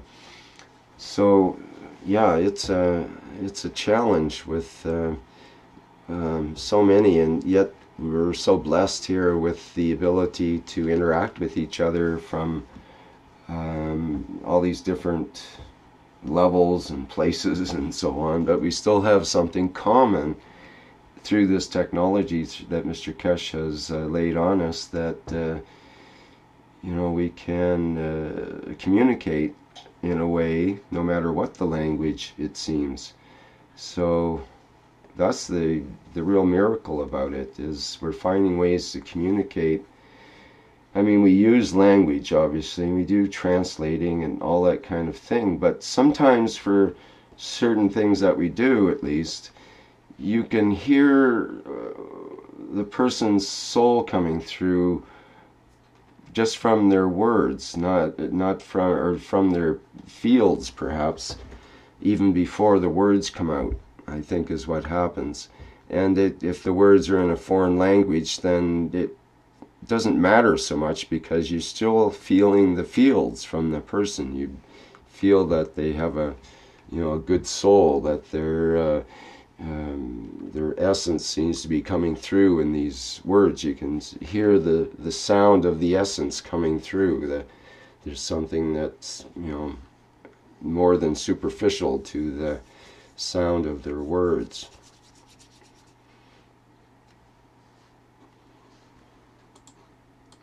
Yes, but we have to be silent in a way for ourselves. Otherwise, we hear ourselves and see ourselves, but do not see the other being that is trying to talk to us. This is what I found for myself. Yes. I have to take myself back, otherwise I cannot listen. And if I learn to listen, and the more I learn to listen, the more everything in the world speaks to me. It speaks. It's all the time. It's talking. It's saying something with the shape, with the color, with the noise. It doesn't matter, and it's getting more and more. And during the last days, even when somebody in the chat was writing something, I immediately could see and feel what it is like a Whitson experience. Like a what? Like a Whitson experience, or I don't know the exact word. Pfingsten. Does anybody know the word Pfingsten? Don't. Give me another. How's it spelled? WHITSUN.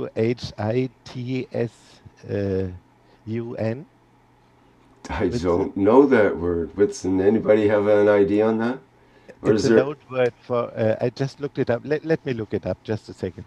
That's interesting. Yeah. Is it the 50 days after Easter?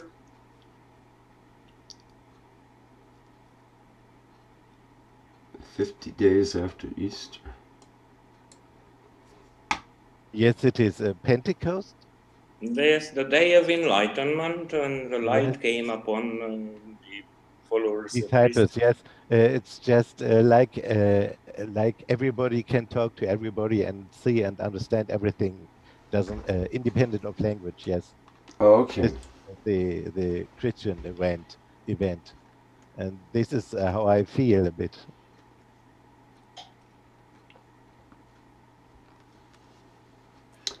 Yes, and lots of people seem to be having events of instant communications going on recently as well. It's quite interesting. I had one the other day.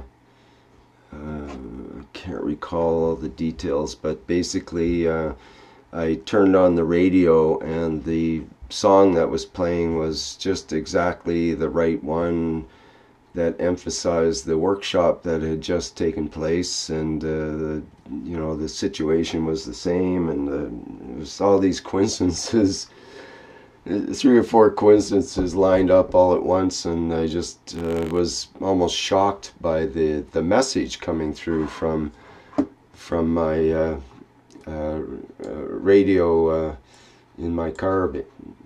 Is the way it works, and I often do that. I use the radio not for entertainment value so much, but as a way to get not messages exactly, but it reflects my inner state, let's say. and I can observe my own inner state. I can observe things about my environment and so on through messages, through radio, or through other things in the environment that are like clues in the environment, you might say. You have to be sort of tuned into it to pick up on that sort of thing. It's a delicate kind of state to be in. It's not easy to maintain. It only comes through in a short burst every once in a while. A short insight, you might say, from certain music or certain images in the environment, or other, it might be just a street sign or something else, and it will have sort of a profound meaning or sort of profound insight in its relatively, you know, simple, straightforward sort of words or whatever, but they're just seen in a different light and therefore have different meaning, and it goes in deeper into a deeper level, and you can start to pick up on the environment that way, and you get clues from the environment to pay attention in the moment, and are you on the right path or not, and you can start asking the environment questions and get, you know, answers through the signs in the environment. I mean, that's the way the natives would do things for centuries, to be able to, they would read the environment. When you hear a crow squawking, for example, that has great meaning. That could, and it could mean danger up ahead or something, some other animal off in the woods, or it could mean, you know, you could get insight that maybe your grandfather's sick or something through the squawking of a crow.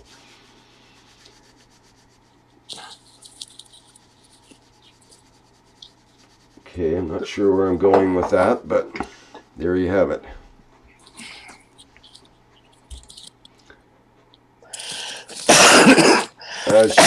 Shandor, your mic's open. I mean, that was a pretty heavy cough.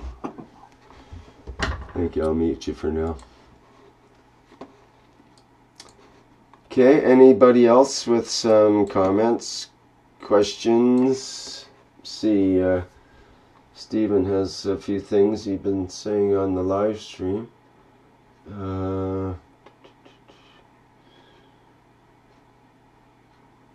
He calls them omens or confirmations.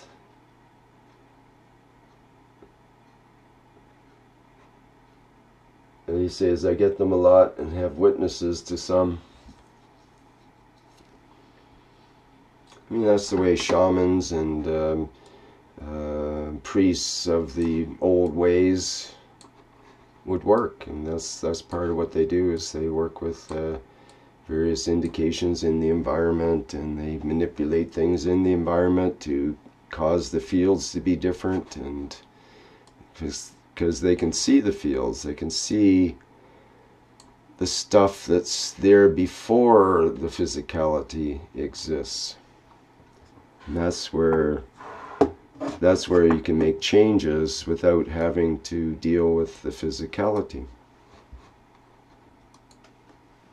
Or you can deal with the physicality to make the changes. Either way, if you're working consciously, that's the big difference. Conscious versus unconscious actions and all that. Okay, anybody else want to talk any more about this, or shall we carry on to something else, or shall we wrap up here if there's not much to say? If you like, we can continue with the images, but if okay, there's no questions, we don't have to. Well, let's continue with that. We got way astray on that whole thing, but it was an interesting journey, so let's get back to this. Sure. What else would you like to say about this? Or do you have some other images you wanted to show us? Yes, I have images that I can enlarge, so we can take a better look at it. Mm-hmm. I would like to show how the CH3, for example, gives much more energy this is exactly what we heard, but now we can see it also. Okay, great. Can you do a screen share, or how would you like to share them? Yeah, I can. Sorry. Yes, I can try to. Okay. I'll stop my screen share, and it should enable you to take over.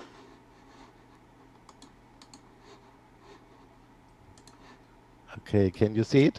Yes, coming through good. It makes sense to look at it when you have a comparison, but I cannot compare three pictures when we look deeper into it. So we have to do it like this, one after the other.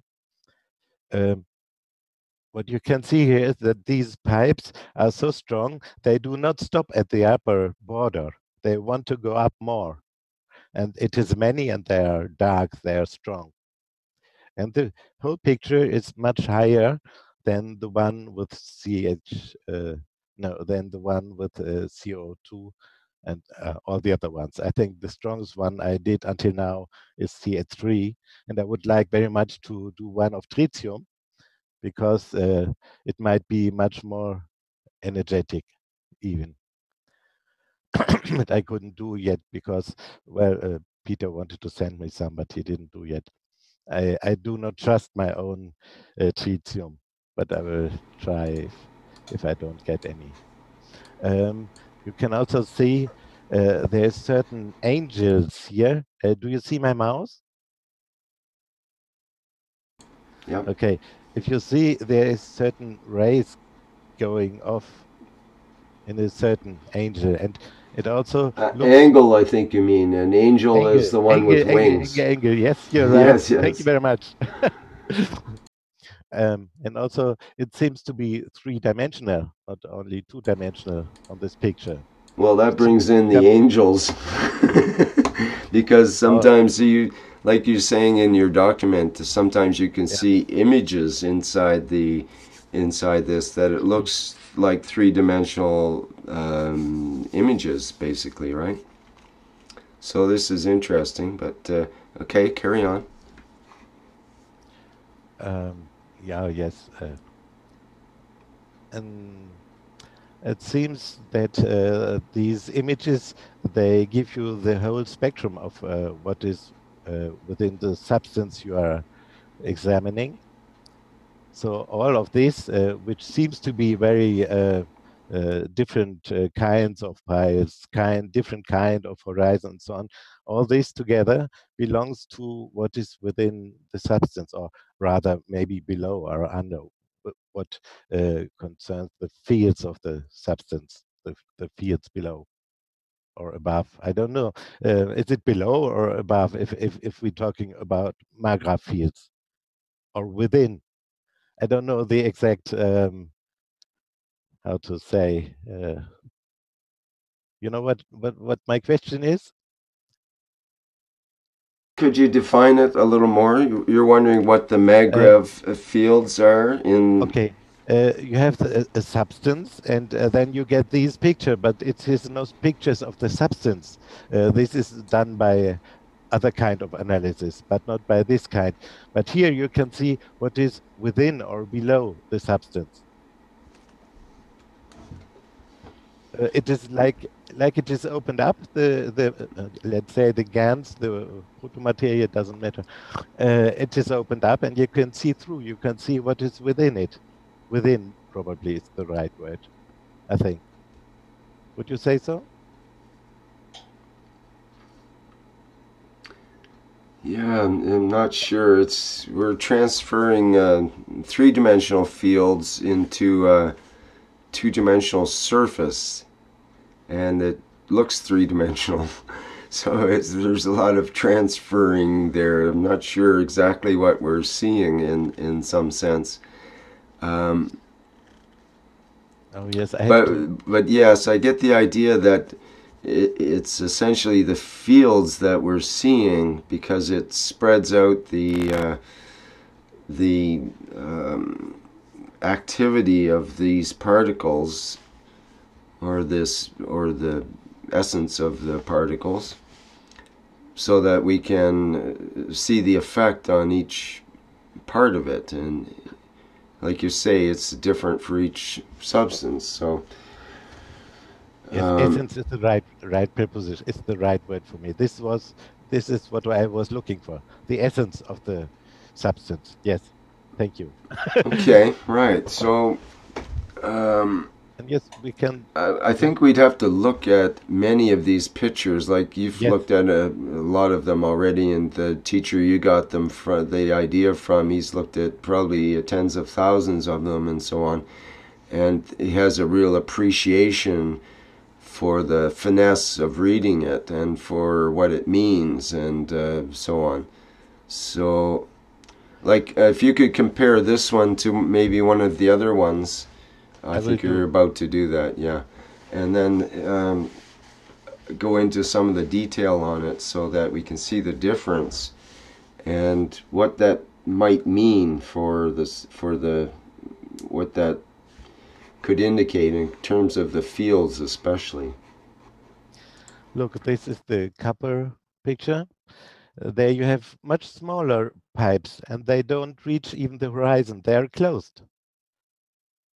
So we know that it is called much more gravitational, the other one much more magnetical. And now you can see the difference. What does magnetical do? What does gravitational do? Here you can see it. This is what I like very much when I did those. You figure it's more gravitational because they're a closed end on these things. Okay. No, because Mr. Keshe told us, and now I know. Aha, gravitational means they close up. Oh, they are much less high.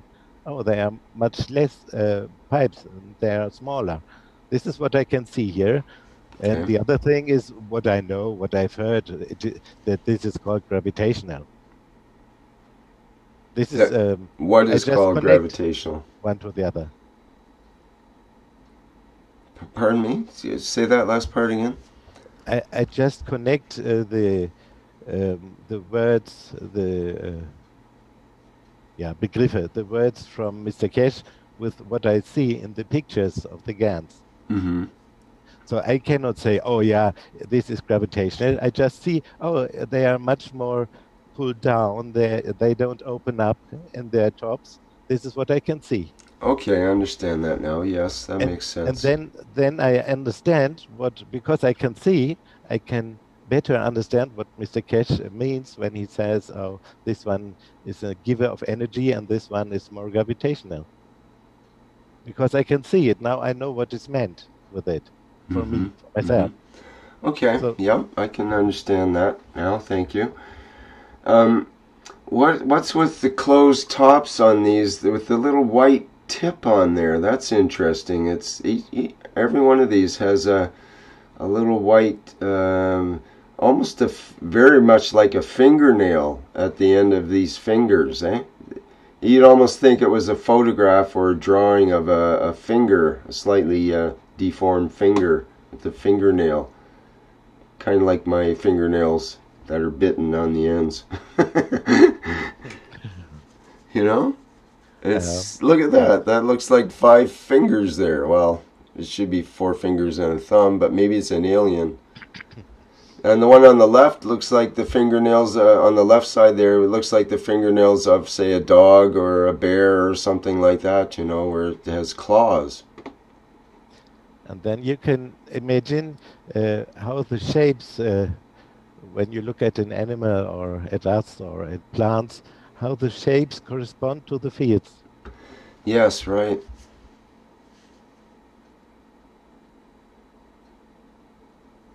And then suddenly when looking at the claws of an animal, you see, oh, this is a gravitational part, or this is the magnetical part, or they work together and they form this beautiful claws, for example. But I don't see the this kind of picture, this kind of. I want to see the process and not the image of a claw, of a head, of a yes, leg. Right. This is not important, but it's seeing at what is below, what makes the leg look like a leg, and what kind of energy is behind it, what kind of fields is within it. Yes, within it. Mm-hmm. What is the idea of a leg or of a head? You can see the sphere of the ideas.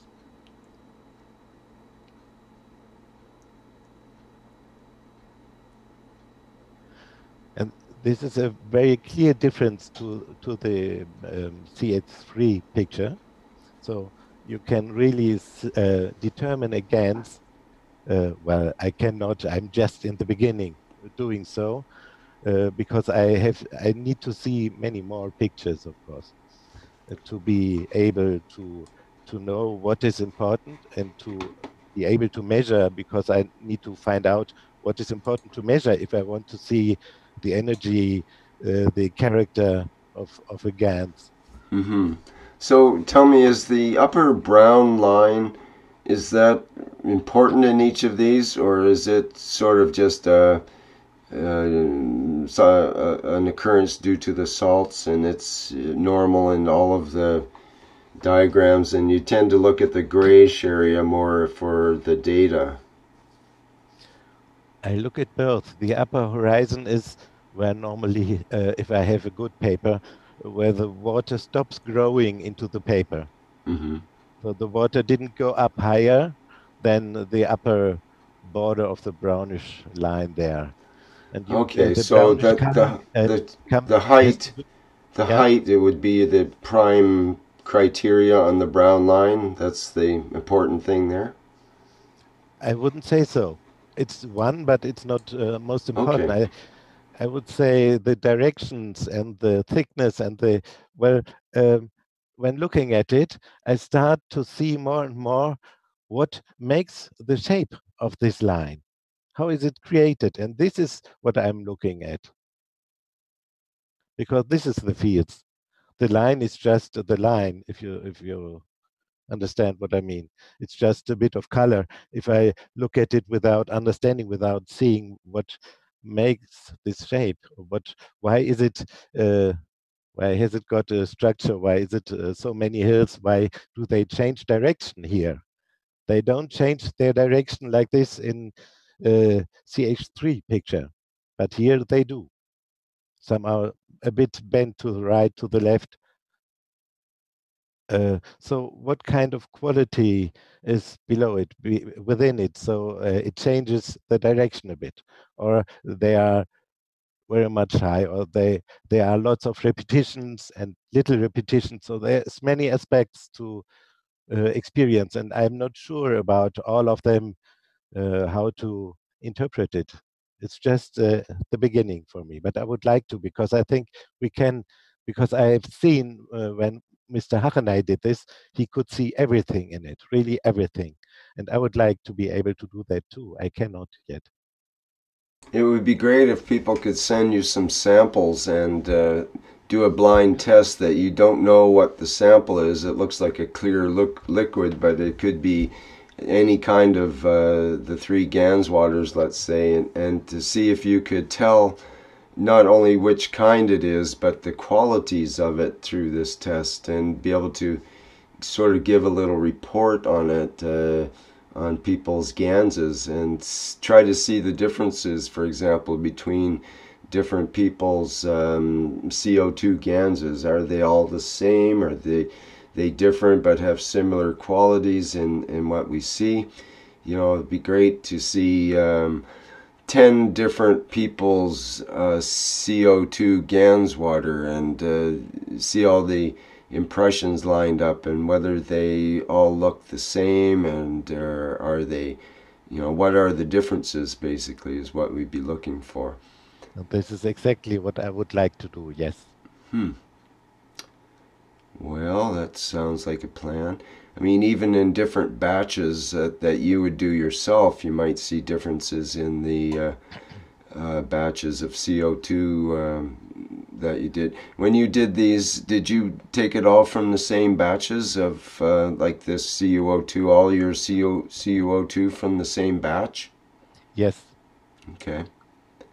because I wanted to, at first you have to find some criteria to compare and to see whether it resembles or how much is the deviation from one to the other image. And so when you did a series of this, you did a series of the CuO2, like how many would you do of the CuO2 blots? How many I already did, or how many I would like to do? Well, how many have you done already? I did several series, and I always use Ca3, CuO, and CO2 zinc oxide Gans. Always, I have 3 of these little dishes, not more. So I put always 3 of them at the same time, and let them work out, let them become images. Right. I did several times, and I did slight changes, like use 1 drop or 3 drop of Gans water, and only use Gans water, don't use water, and this kind of thing I checked already. So I know it is very good to take 3 drops of the Gans water to have the best possible images. Right. And you found consistency with your CuO2 is always looks the same in terms of you could tell the difference between the 3 pictures each time. Yes, the idea. Always, it's very easy. But it's only 3, so if you have 100 different Ganses, it will be more difficult. I need to know more to be able to compare 100 Ganses. Right, and like you're saying, doing like the tritium Gans and that kind of thing would be quite interesting to to try out, not to mention the different food Ganses and so on. They could have a full spectrum of tests available on different things. Yes, at least on the Ganses. I think the Ganses are very good because they are open. They give the energy and the characteristics of the fields. It's the best thing we can do, I think, to work with the Ganses. But you could also, if you have a maggraph there, and you will spray some water into the field, and then get the water, and you can make a picture with the water. You will see the maggraph field. Interesting. Yeah, you have to. You need some way to catch the field, to make it visible in the paper, and I think water is the best solution. Well, as you mentioned, yes, a spray of the droplets, fine droplet size, or maybe even an ultrasonic vapor or something like that could work to go through the fields and then collect that water and then put the few drops in on your situation here. Interesting. I would also like to make a series of, let's say, CO2 when you are directly at the CO2 Gans, and then you have some bottles further away from it, and wait some time so the fields go into the water. How it gets weaker if it is more far away, for example. I would like to see that. Right. Yes. There can be a number of experiments that would be interesting that way. So, what you were mentioning, your main blocking point right now is to get more of the paper. Yes. And what do you have to do for that again? You have to, like, say prayers and send out supplications or something, and it's hard to get this paper apparently, and you can't just buy it. You have to sort of ask for it from someone. Well, Mr. Hachenay, he let paper company produce the paper, especially according to his specifications. And I know only a part of this specification. I don't know all of it. So this is in trouble. And I have to convince his son to look into the papers. Right. Okay. Maybe he probably has them somewhere. He's a geologist. He's also working at universities and so on. But one time I asked some years ago, he simply sent me some, so he still had some of the paper, but he didn't. And he said, "Oh yeah, just ask at a paper company, at the filtered paper company, and I tried to do so. I was testing many different papers they sent to me, but they all do not work. It's very clear to be seen that these papers are, in a way, they don't let the fields free. So you have a very thick, for example, horizon, but no structures. They don't appear on this paper. And I know only, as I said, some of the specifications. So either I have to become a scientist, a paper scientist. I hope when I go to a paper company and they have some doctors there and they know a lot of paper, filtering paper, I hope that they could help me, but until now they could not. I will have to continue with that until I find a suitable paper. I wonder if you sent them a sample of the paper, they might be able to duplicate it. This was the first thing I did. Okay. But they said, oh yeah, it's cellulosis. I'm not sure whether it is, but they said so. I believe them because they have a laboratory. But obviously they did not find what is important. There has to be some aspect they did not see there in their laboratory. Interesting. I wonder how ordinary coffee filter paper would work. You can try it. Because similar stains, of course, you would see in ordinary coffee filter. It does the same thing with the coffee, and it absorbs it in a spectrum like that. It's much bigger opening there. You have a 50, 100 micrometer opening there. Oh, okay. So you will not get that clear images, but you will get some kind of images as well, and you will also be able to see some differences between the Ganses, but it's not clear, and I want these the best possible, the clear picture. I understand. Well, best of luck trying to find that. If anybody has any suggestions that happen to be scientists that have already used this technique, which is probably a very small handful of people. Actually, I do not know of anybody who uses Mr. Hacheney's method. He told about it, but he did not patent it or did not publish it in any way.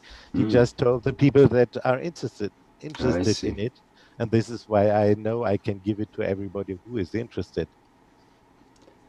Well, it's possible that someone else has discovered a similar method with the absorption paper technique.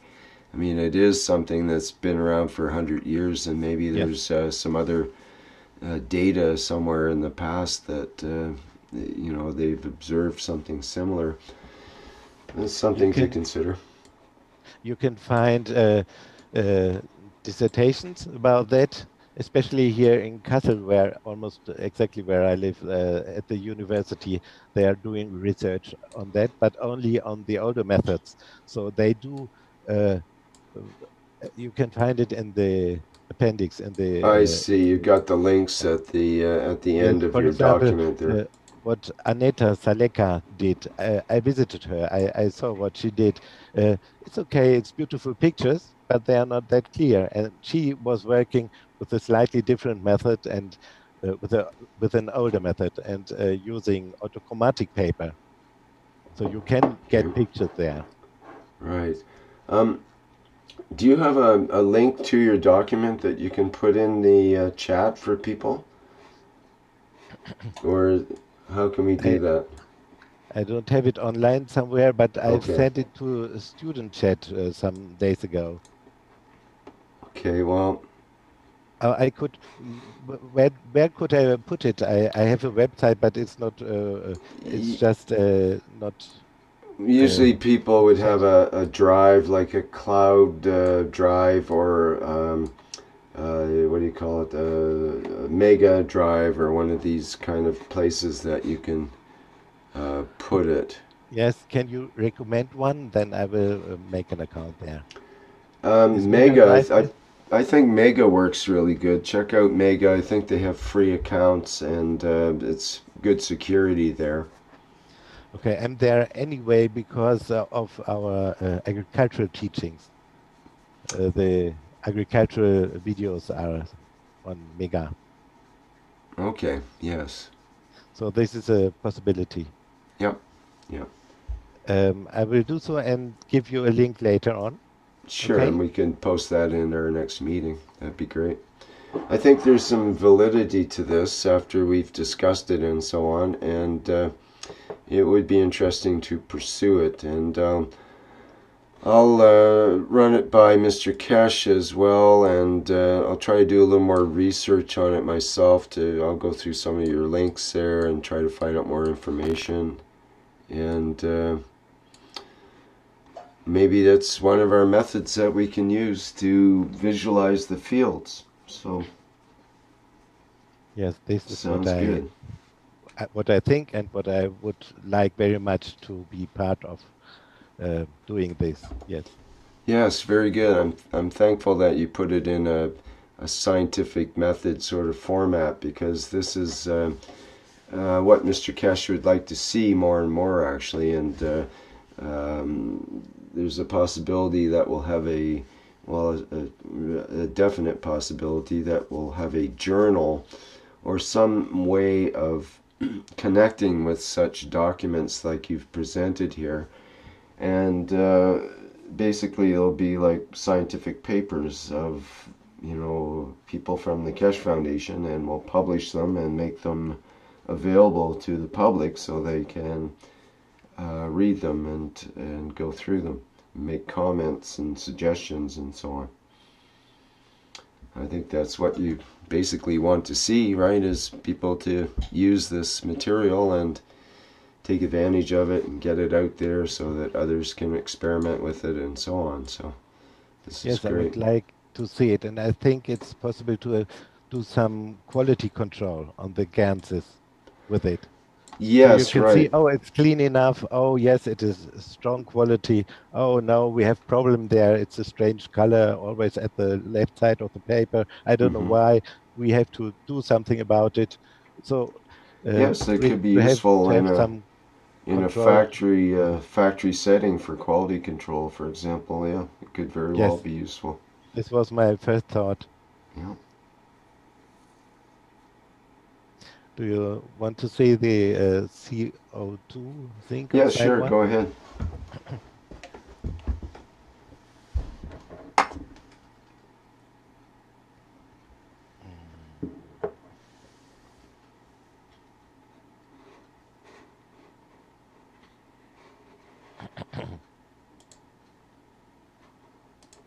Oh, I've got some sort of issue with the live stream that the broadcast says it's ended. It can't be. Go back in here. Look, this is in between concerning the piles, how far they go up. But they are thinner here and very clear, and they have a different gray. And also, it seems to me that there is really two different kinds of piles. And it's pairs sometimes. And this is, I think, I could not check this, but I will. I think it's because there is two in it. It's CO2 and zinc oxide. I don't know which one leads to which piles, because I did not do separate pictures yet of zinc oxide and CO2. I would have to, I think. What do you think?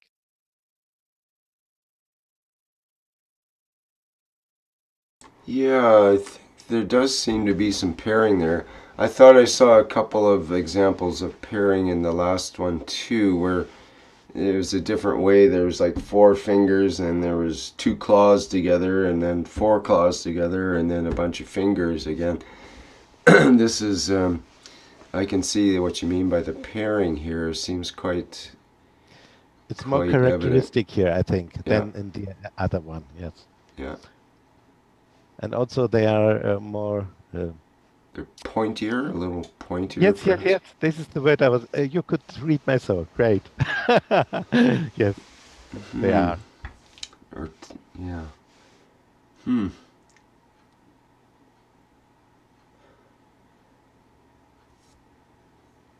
And that other one there is quite odd. The part that's overlapped. Yeah, that thing in the center there. It's amazingly three-dimensional, isn't it? It looks like a sort of a wrapped up sheet of paper or something, a wrapped up piece of cloth. But it also has other images in it that you could see if you were to allow yourself, your imagination to go a bit. You can see a face with eyes and arms, and actually you can see a face here with an eye and an arm and fingers coming down, which seem to be attached to fingers in another being underneath this hood on the other side or something. So I mean, depending on how far your imagination can go, you could take it a long way with this. I don't want to read too much into it, but it's an interesting image, though, the way it's. How did it end up, you know, with that kind of image? What I can think is, you have the same principles here that you can have in some artwork or in some natural, like claws, fingers, legs, heads, but it's just showing the same principle. So this is no artwork, it's just what the shapes that form when you use certain fields. But I do see this pairing there also in this special shape in the middle. So as if the right one is a mother and the left one is a child. It's a smaller one. You know what I mean? In the arms of the mother.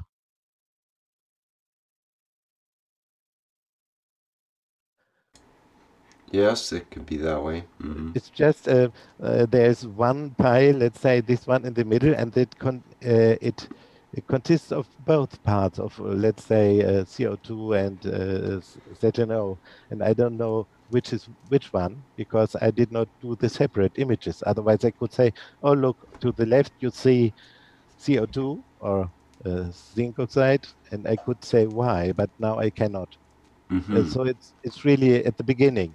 But later on, I will be able to say this, and everybody will be able, if everybody looks at these pictures for some time. Mm-hmm.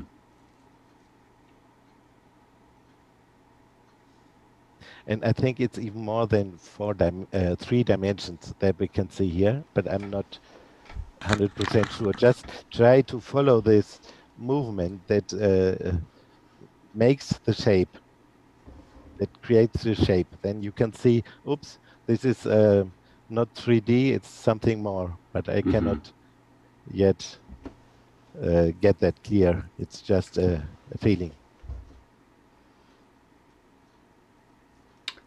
Right on. Okay. Here, for example, I'm almost sure you could say this one is either zinc oxide or CO2, and the other one belongs to the other side.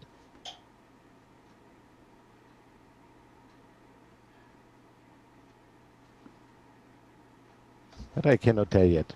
It's to be. Well, you can definitely see, like, for example, this one over here toward the right side, right on the right side, we see there now. You can see the two distinct forms coming up, and fields in between them. It looks like almost magnetic fields in between. This one? Yeah. It's quite interesting. They're pulling each other. They are close to each other. Yes, they belong to each other. Mm-hmm. They are connected.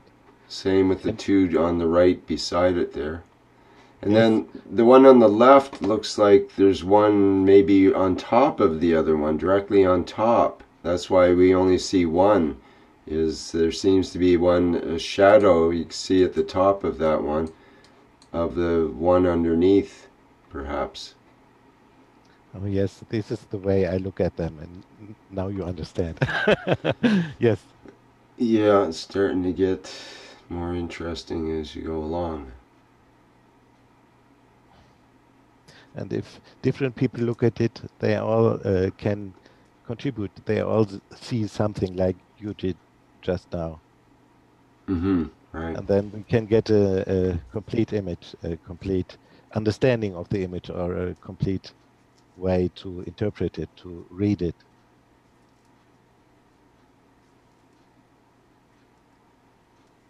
Yes, simply more images to be done for me, I know.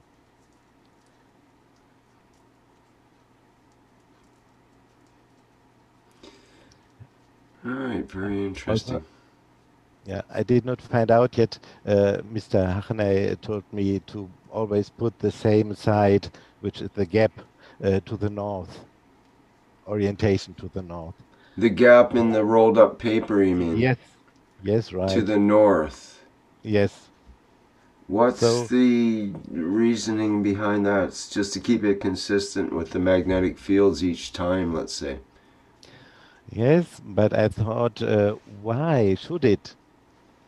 Because the field, the magnetic field of the Earth isn't that strongly influencing it. But then I thought, well, if you look at a 3D person anyway, you always see a different side depending on the angel, yes.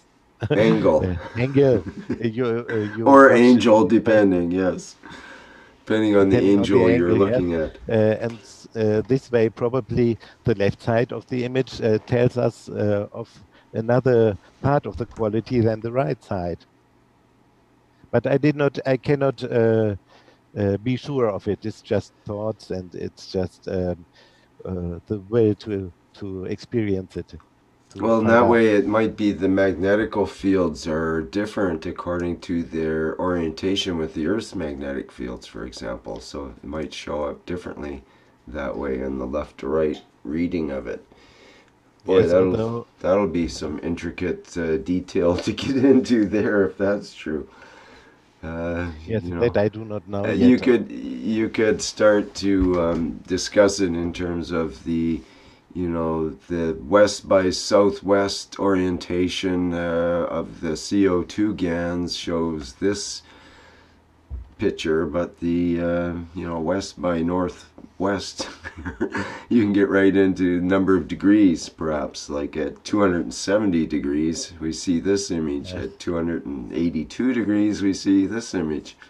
Actually, this is south. Okay. The middle, always the south. That's a really good point. Wow.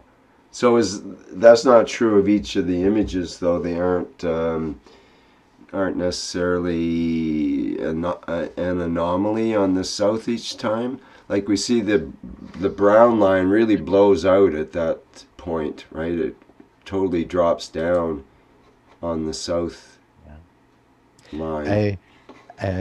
They are not always exactly like this, you know, when I do several images.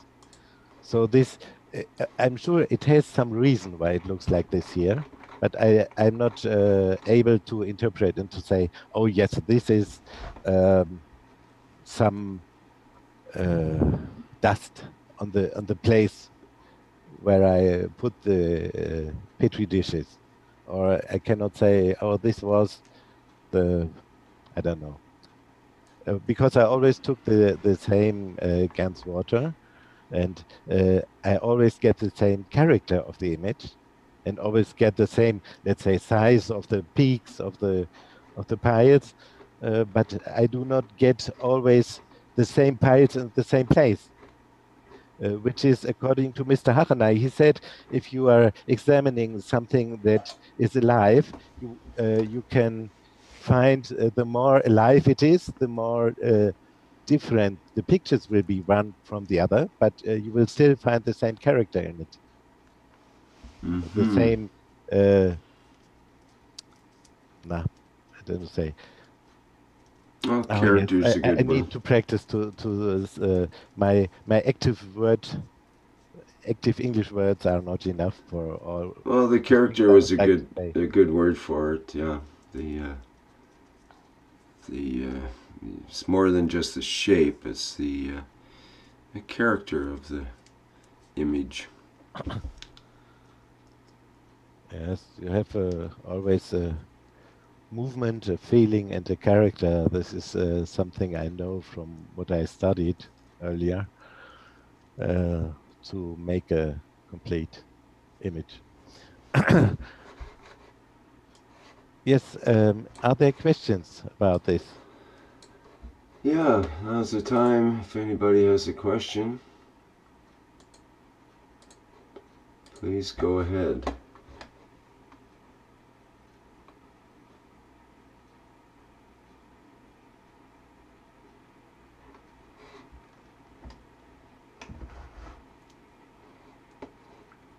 Christian, I think you were looking for the German word Muster.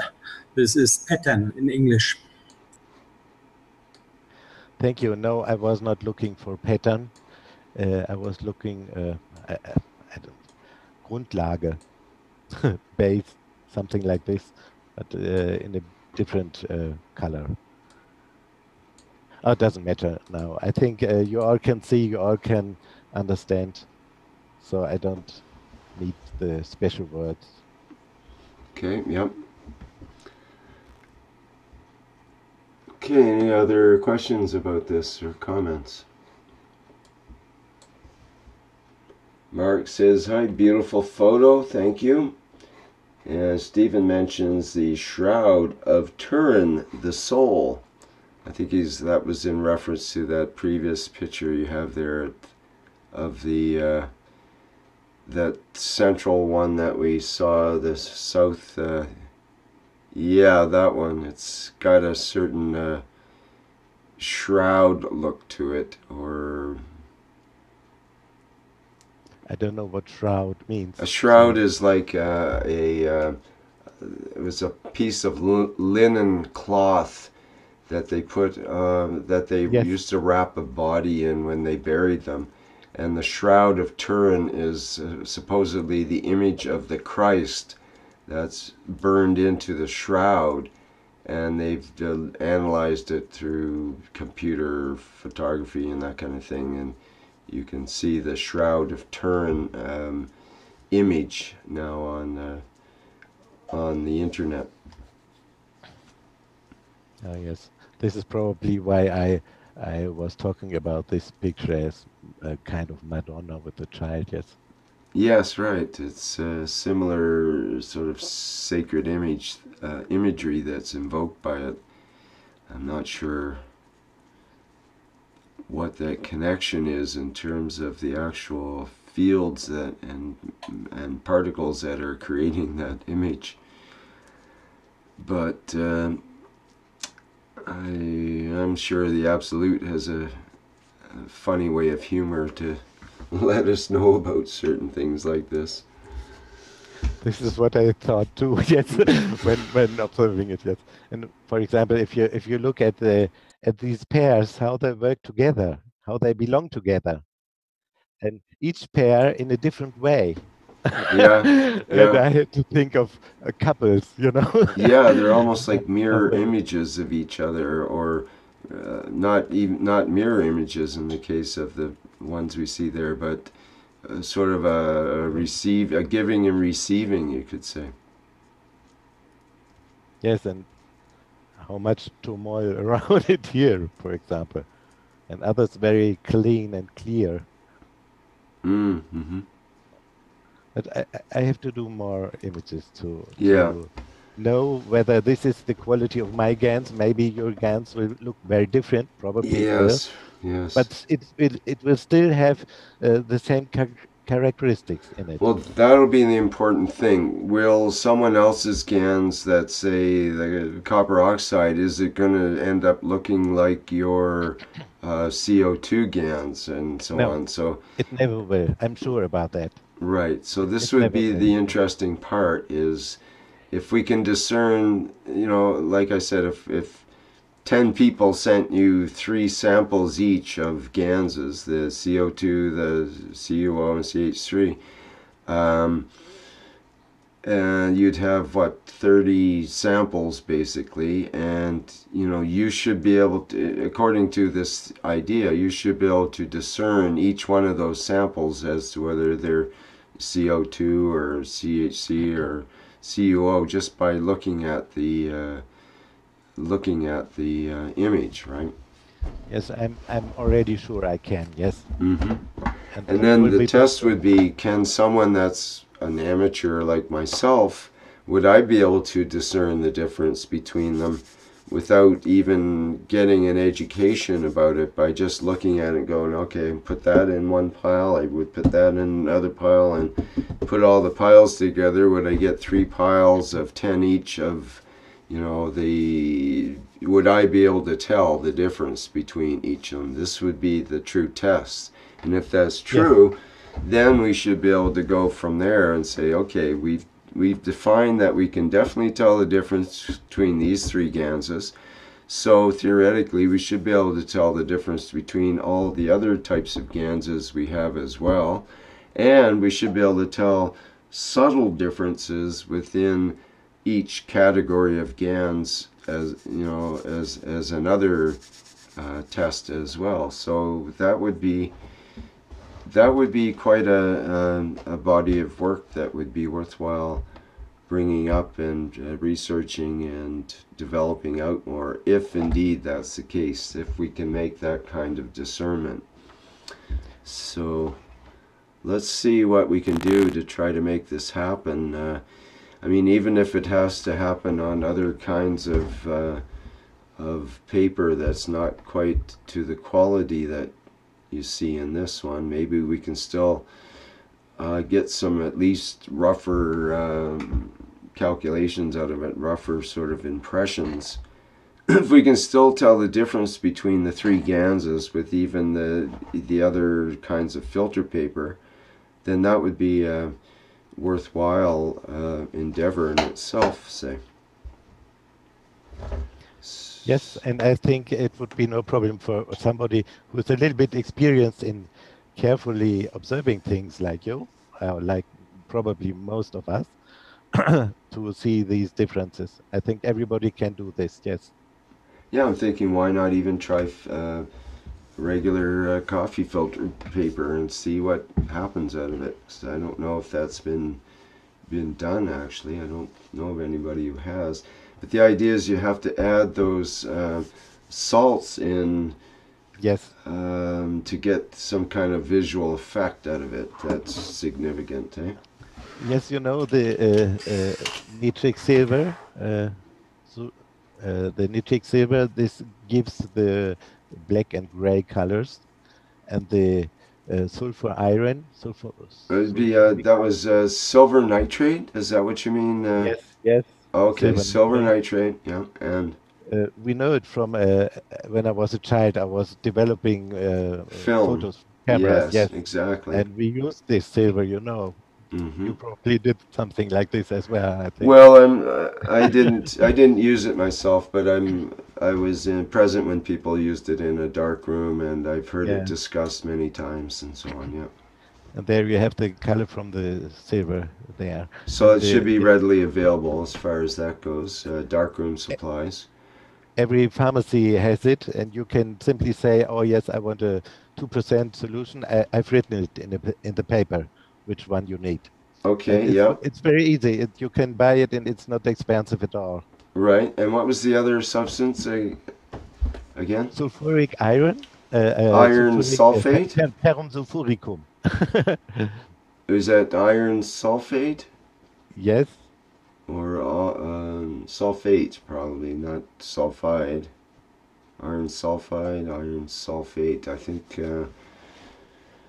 Is it the green color one? Pardon me? Is it the green color iron sulfate? It's brown color. It's brown version. I don't see a green color. Maybe it's like ferric sulfide or something. Ferric. I've written it in the document. I've looked it up. I will stop sharing. Okay. Okay. And I can share the document. We can have a look at that again.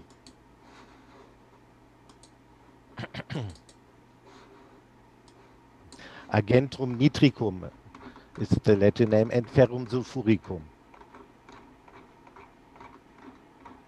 And this is what I need to know when you go to a chemist or a pharmacy. They will give you. Ferrum sulfuricum, right there, I think. That's what you're talking about. Yes. Okay, that's, yeah, that would be something different. That would be, it almost sounds like it's homeopathic or something. Is it, but is it a regular substance that you get again in a pharmacy, or where would you get that? This is not homeopathic. There is a homeopathic ferrum sulfuricum, I know this, but this is not the same thing. This is simply a dilution, 2%.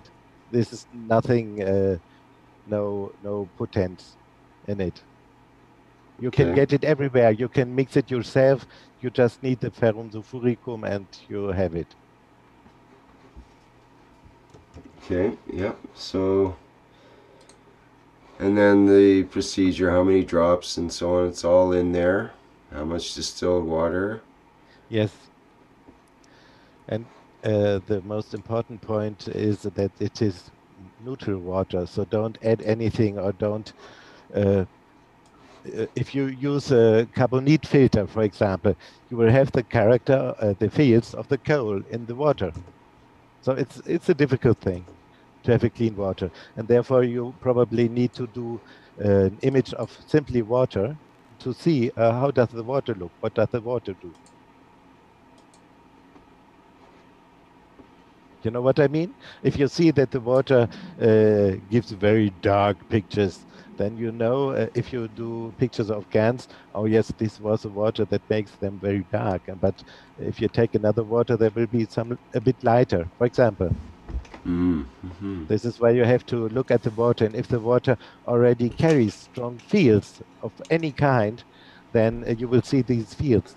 Right, so that'll be the issue when people send in their samples to you. For example, if you were to do that, is their water would have to be, you know, good distilled water that doesn't have those fields in it to start with, and depending on their environment and the fields in the environment and their intention and the fields going into that and so on, all of this might come out in your samples, eh?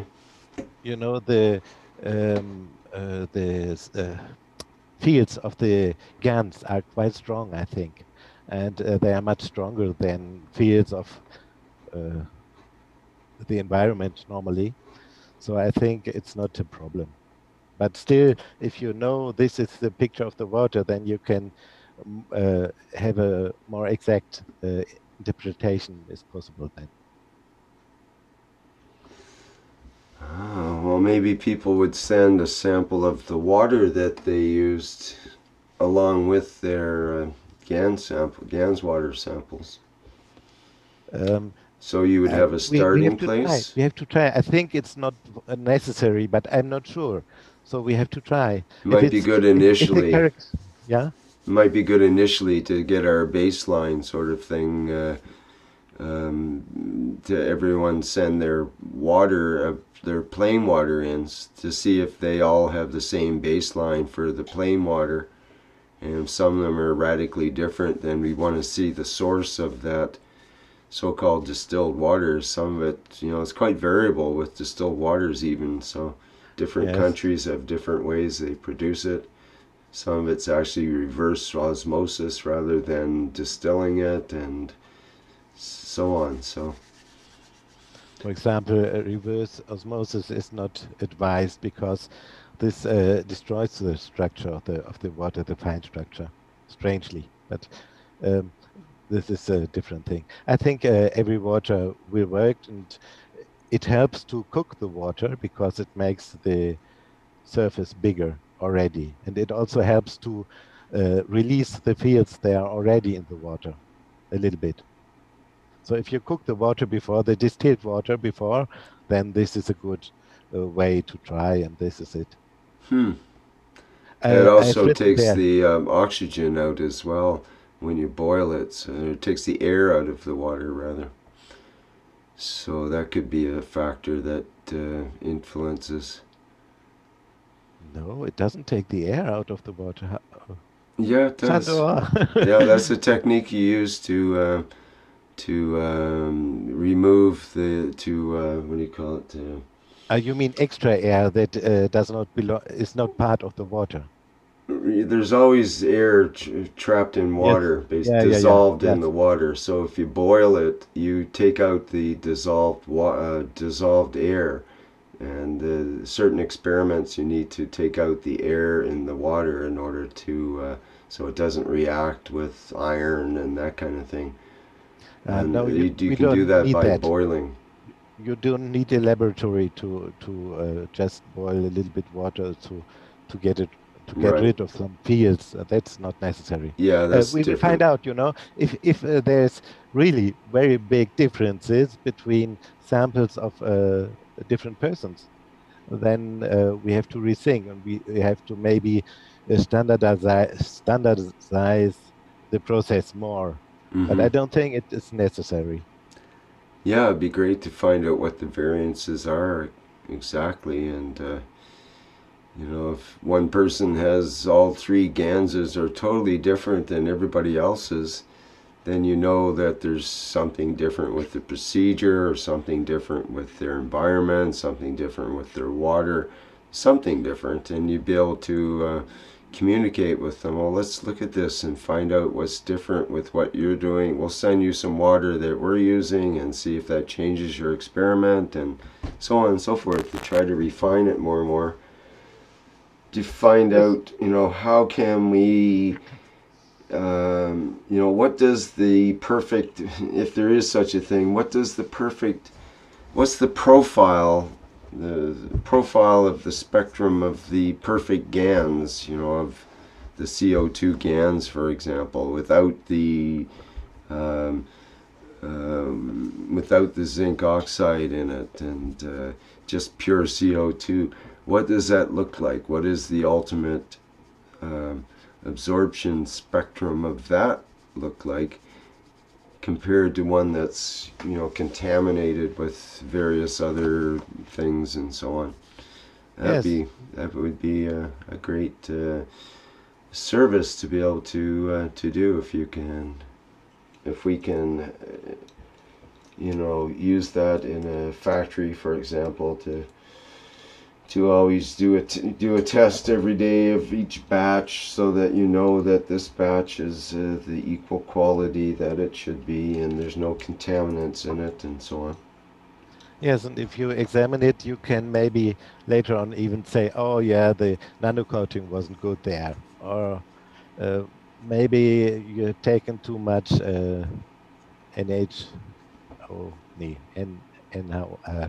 NaOH. Caustic. Yes. Yes, indeed. It will be possible. Yes, that might be true. Like, for example, could you tell the difference between a CO2 that was made with the plates that were totally covered, and a CO2 that was made with some of the copper showing through on the plate, so there'd be some copper in the solution, even though you wouldn't see it, it wouldn't turn the solution blue, or it wouldn't, you know, be influencing your Gans necessarily, that you could see visually, but maybe through this method it would show up that, oh, you've got some copper in here, it looks like your plates weren't covered totally with the you know, the black coating. So that would be an amazing service if you could discern that through your system. Joseph, are you there? I think Joseph was doing experiments with it, and he's probably listening, or at least I see him. Yeah. And he was trying to do, I think it was CH3 with a zinc plate, zinc-plated iron, iron with zinc around it, and the zinc was going off when doing this process. And he always tried to do another one with always less zinc on it, and it still became CH3, he said. And now we can check this and test this. But I think he's right, because he did tests on magnetism or something, I think, already. Okay.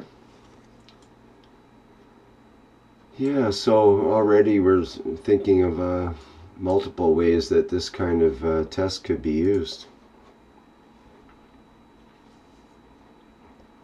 Well, do come up with whatever you can, and I do encourage you to continue with your testing, to whatever you can do to extract this magical filter paper from the place where it is, or to get the specs on it so we can get it produced and so on. Because it would be great if we had the standard paper available, and Yes. we could then get people around the world to start doing these same experiments and get some independent confirmation, as they say. Yes, and this is why it makes sense to produce it somewhere. But I have to know exactly what to produce. Otherwise, yeah. Okay, well, I'm sure you're working on it, so if it's made to be, it'll probably come through, and that's, in fact, I know it will if it's made to be. So keep at it and let us know, and looking forward to more reports on this. If anybody else has any independent things that they're doing in a similar strain, then that would be good to get involved with this as well, and see if we can come up with some standardizations and, you know, just correct procedures and the way of doing things. Alright, perfect. Thank you very much, Christian. It's been a learning experience here, I think, for everybody. Oh, thank you for letting me present this here, because I think, yes, it's valuable and we can learn a lot from it. Alrighty. And I'm noticing, I'm just looking in the, there's a medical encyclopedia that mentions that ferrum sulfuricum is also called ferrous sulfate. So it's not iron sulfate necessarily, but ferrous sulfate, not ferric, or ferrum, but ferrous sulfate. It's just one of the many names. It's also called iron 2 sulfate. Mm-hmm. It runs from iron 3 sulfate. It's known in common names as green vitriol or iron vitriol or copperas. In the Middle Ages, it was known as copperas.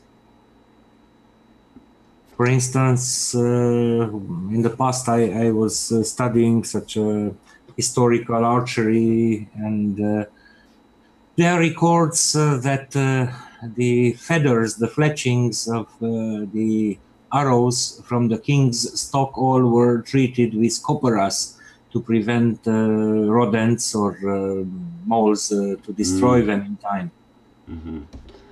Yeah, this ferrous sulfate, by the way, is quite poisonous. It's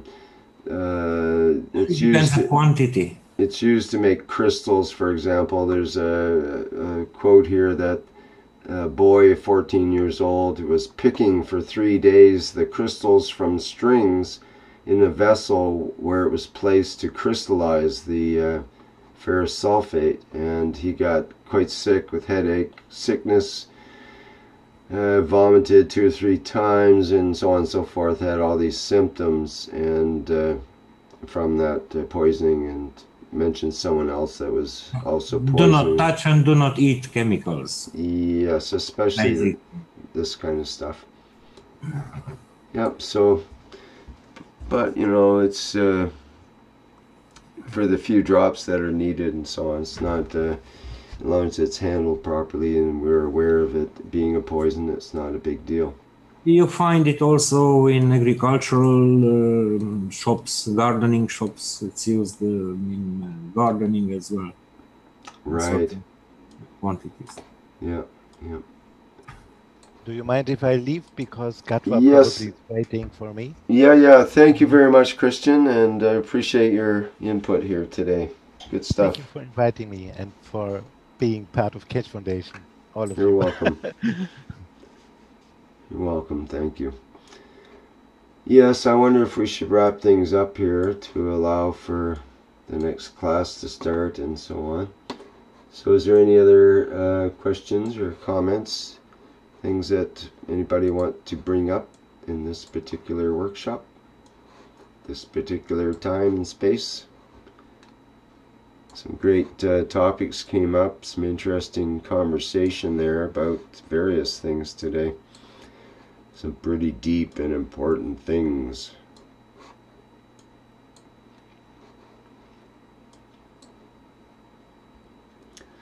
Okay, well, let's call it a wrap for today. And let me just get my video back on here.